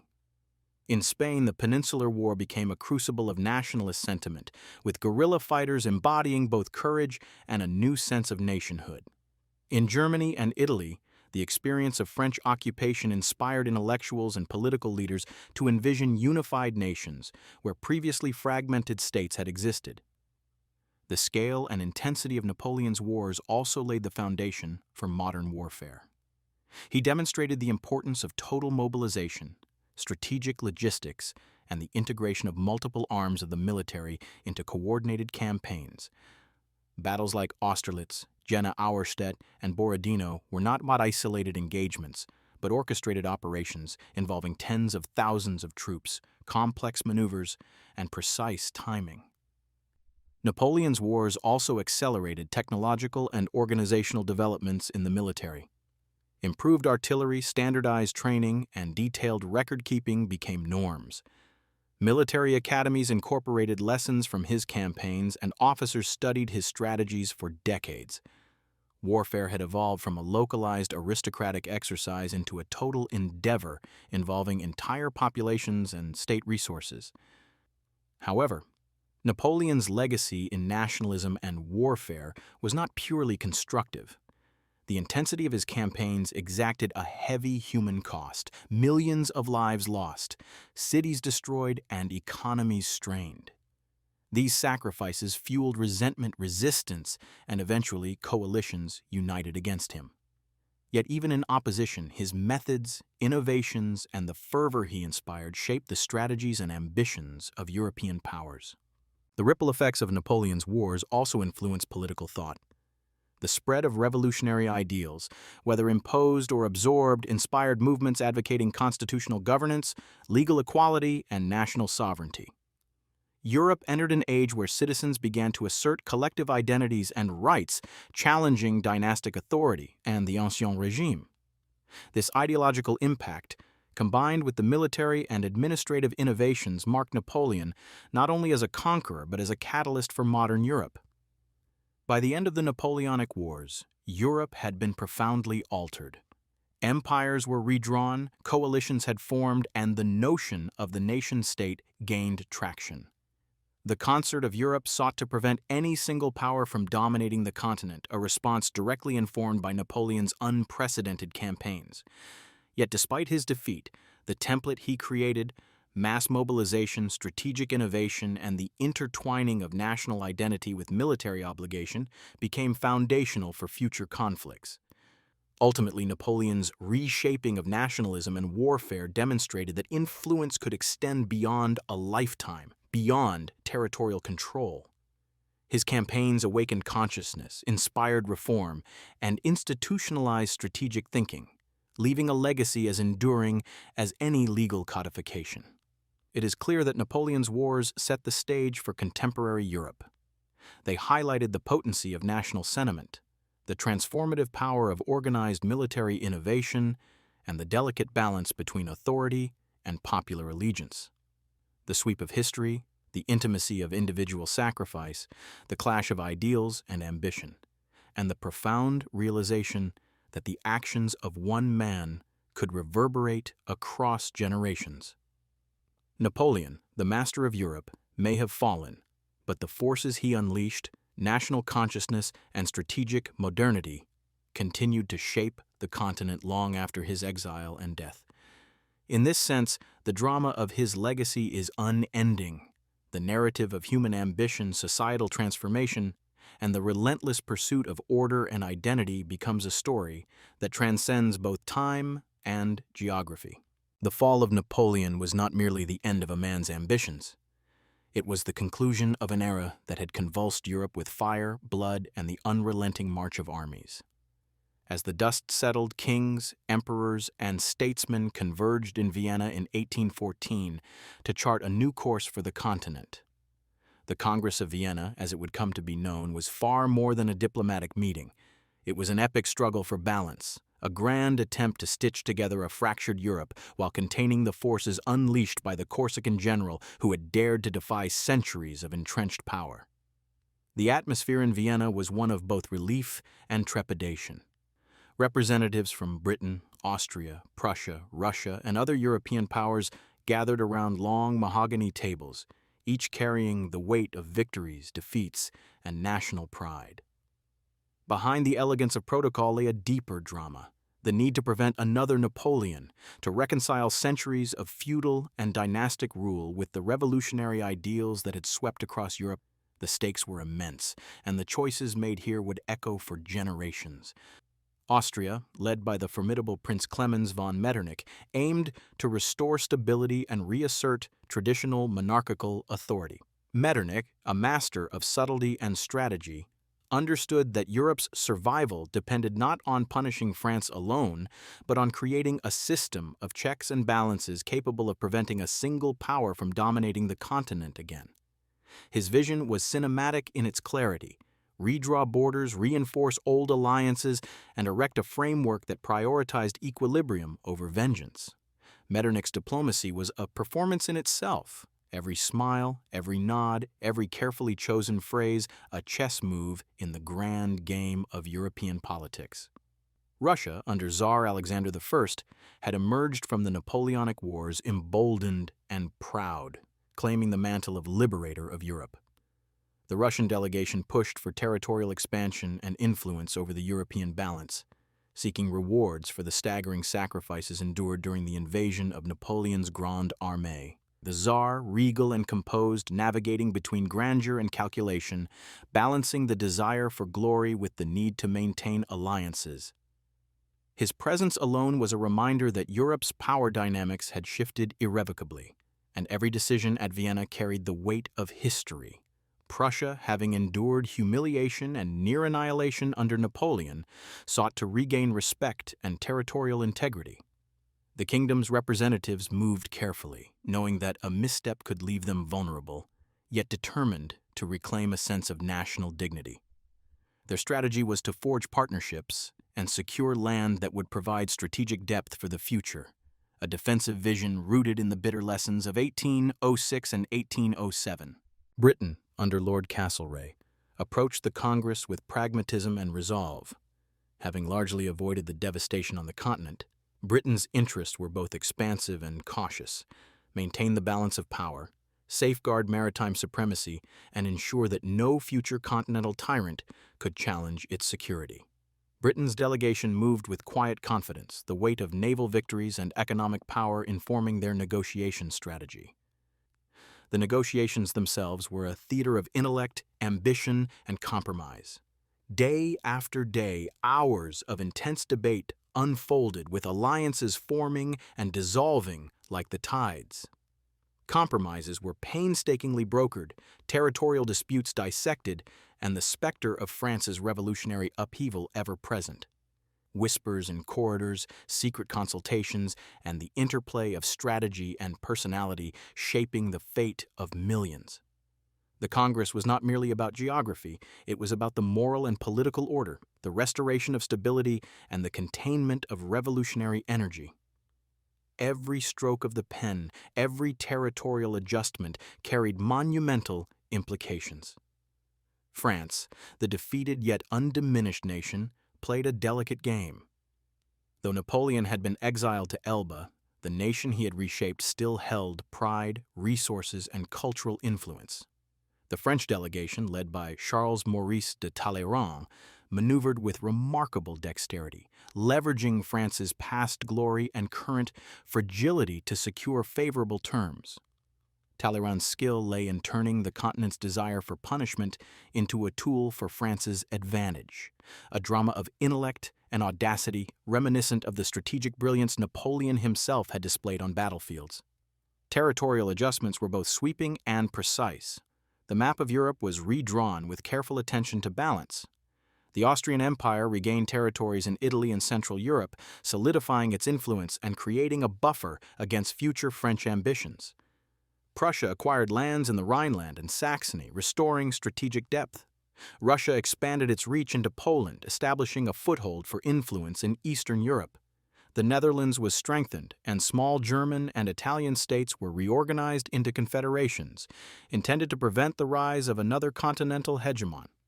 Yet the Congress of Vienna was more than a matter of borders.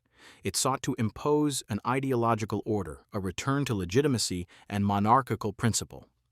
Kings and princes were restored to thrones, old dynasties reinstated, and the principle of collective security enshrined. This concert of powers would, in theory, provide a mechanism to prevent unilateral dominance and preserve the fragile peace. The grandeur of coronations, the solemnity of oaths, and the contrast between ceremonial splendor and the recent carnage of the Napoleonic Wars. The tension between continuity and transformation, tradition and innovation, gave the Congress a narrative richness that mirrors the drama of the wars themselves. But even as stability was sought, the Congress could not erase the transformative impact of Napoleon's era. National consciousness, forged in resistance and inspired by the French Revolution, had taken root across Europe. Legal and administrative reforms introduced by the French persisted in occupied territories, leaving institutions and ideas that could not be entirely reversed. Soldiers and citizens alike carried memories of the Napoleonic campaigns, of bravery, sacrifice, and the shock of modern warfare. In essence, the Congress of Vienna represented both closure and continuity.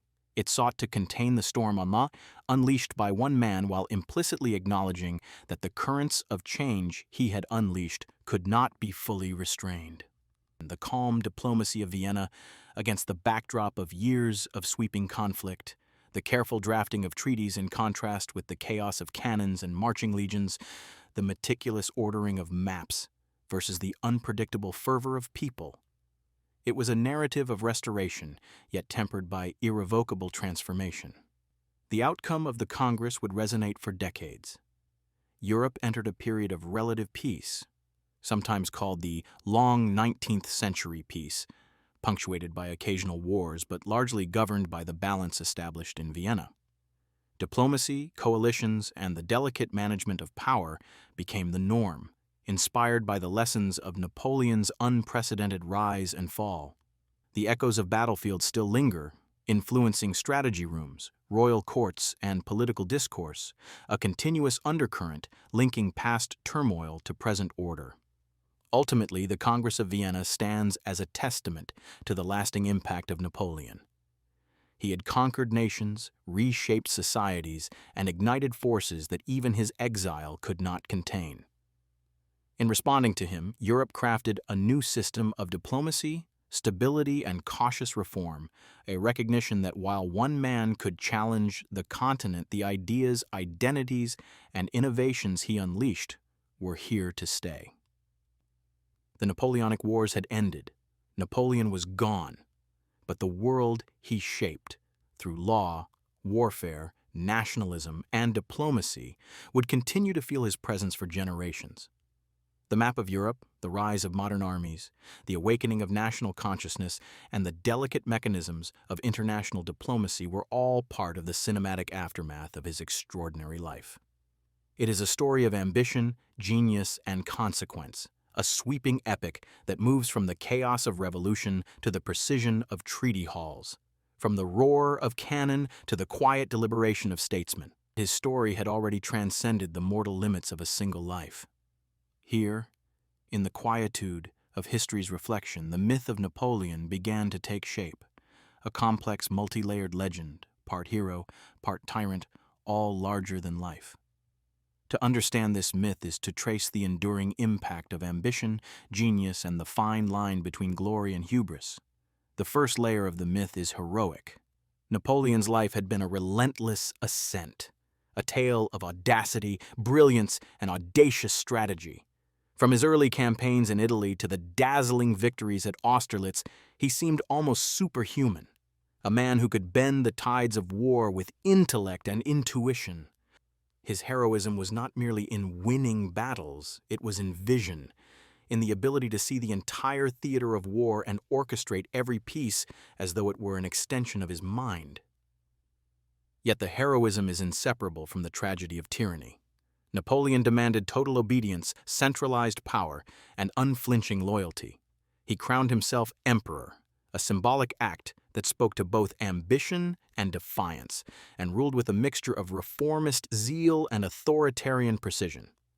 France and much of Europe experienced the duality of this rule: stability, order, and modernization on one hand, and war, conscription, and oppression on the other. The grandeur of Paris under Reconstruction and modernization against the grim reality of occupied territories, conscripted peasants, and cities scarred by relentless campaigns. The myth, therefore, contains both the lure of admiration and the weight of fear. Napoleon's influence extended far beyond the battlefield. He was a master of narrative, understanding the power of image, ceremony, and legend. Statues, portraits, medals, and propaganda ensured that even his failures could be reframed as heroic struggle. Yet the myth also contains whispers of tyranny, dethroned monarchs, devastated villages, and the human cost of relentless campaigns. Nationalism and modern statecraft are also inseparable from the myth. Across Europe, the Napoleonic Wars awakened a consciousness of nationhood, inspiring movements for self-determination and modern governance. In Italy, the fragmented city-states began to envision unification. In Germany, a sense of identity started to emerge in opposition to French occupation. In Spain, guerrilla resistance became a symbol of patriotic defiance. Napoleon's actions catalyzed these movements, whether intended or not, turning him into both a tyrant and an unintended hero for future generations. The myth is further complicated by the sheer scale of his ambition and the consequences of its pursuit. His campaigns reshaped not only borders but the very structures of European power. The Napoleonic Code, already celebrated as a reformist achievement, became part of this legend, a symbol of order, rationality, and the enduring power of law. Napoleon is thus simultaneously a man of war and a man of ideas, a duality that feeds the cinematic and narrative tension of his myth. Even his failures are legendary. The invasion of Russia, the Peninsular War, and ultimately the defeat at Waterloo are not mere historical footnotes but central chapters in the myth itself. They are framed as monumental struggles against impossible odds, testaments to human ambition and hubris. Cinematically, these moments unfold as grand tragedies: snow and ice consuming the Grande Armée, guerrilla fighters haunting the Iberian countryside, cannons and muskets clashing in final, fateful confrontations. Each setback amplifies the legend, transforming defeat into narrative spectacle, tragedy into enduring drama. The myth of Napoleon also thrives in literature, art, and popular imagination. Writers from Stendhal to Hugo captured the grandeur and contradictions of his character. Painters immortalized the drama of his life, and historians debated the balance of heroism and tyranny. The myth transcends time and space, bridging centuries and continents, making Napoleon not just a historical figure but a symbol, a lens through which successive generations explore power, ambition, and morality. Yet within this myth, the human remains. Napoleon was not immune to doubt, ambition, or fear, even in exile. On the windswept cliffs of St. Helena, he contemplated his rise and fall, the consequences of his decisions, and the unyielding judgment of history. A man who reshaped nations, now isolated, reflecting on victories and defeats, glories and losses, empire and exile. The myth, then, is not just the story told by others. It is the story he lived, and ultimately the story he embodied. The duality of hero and tyrant, genius and folly, ambition and hubris is what ensures that Napoleon's story remains compelling.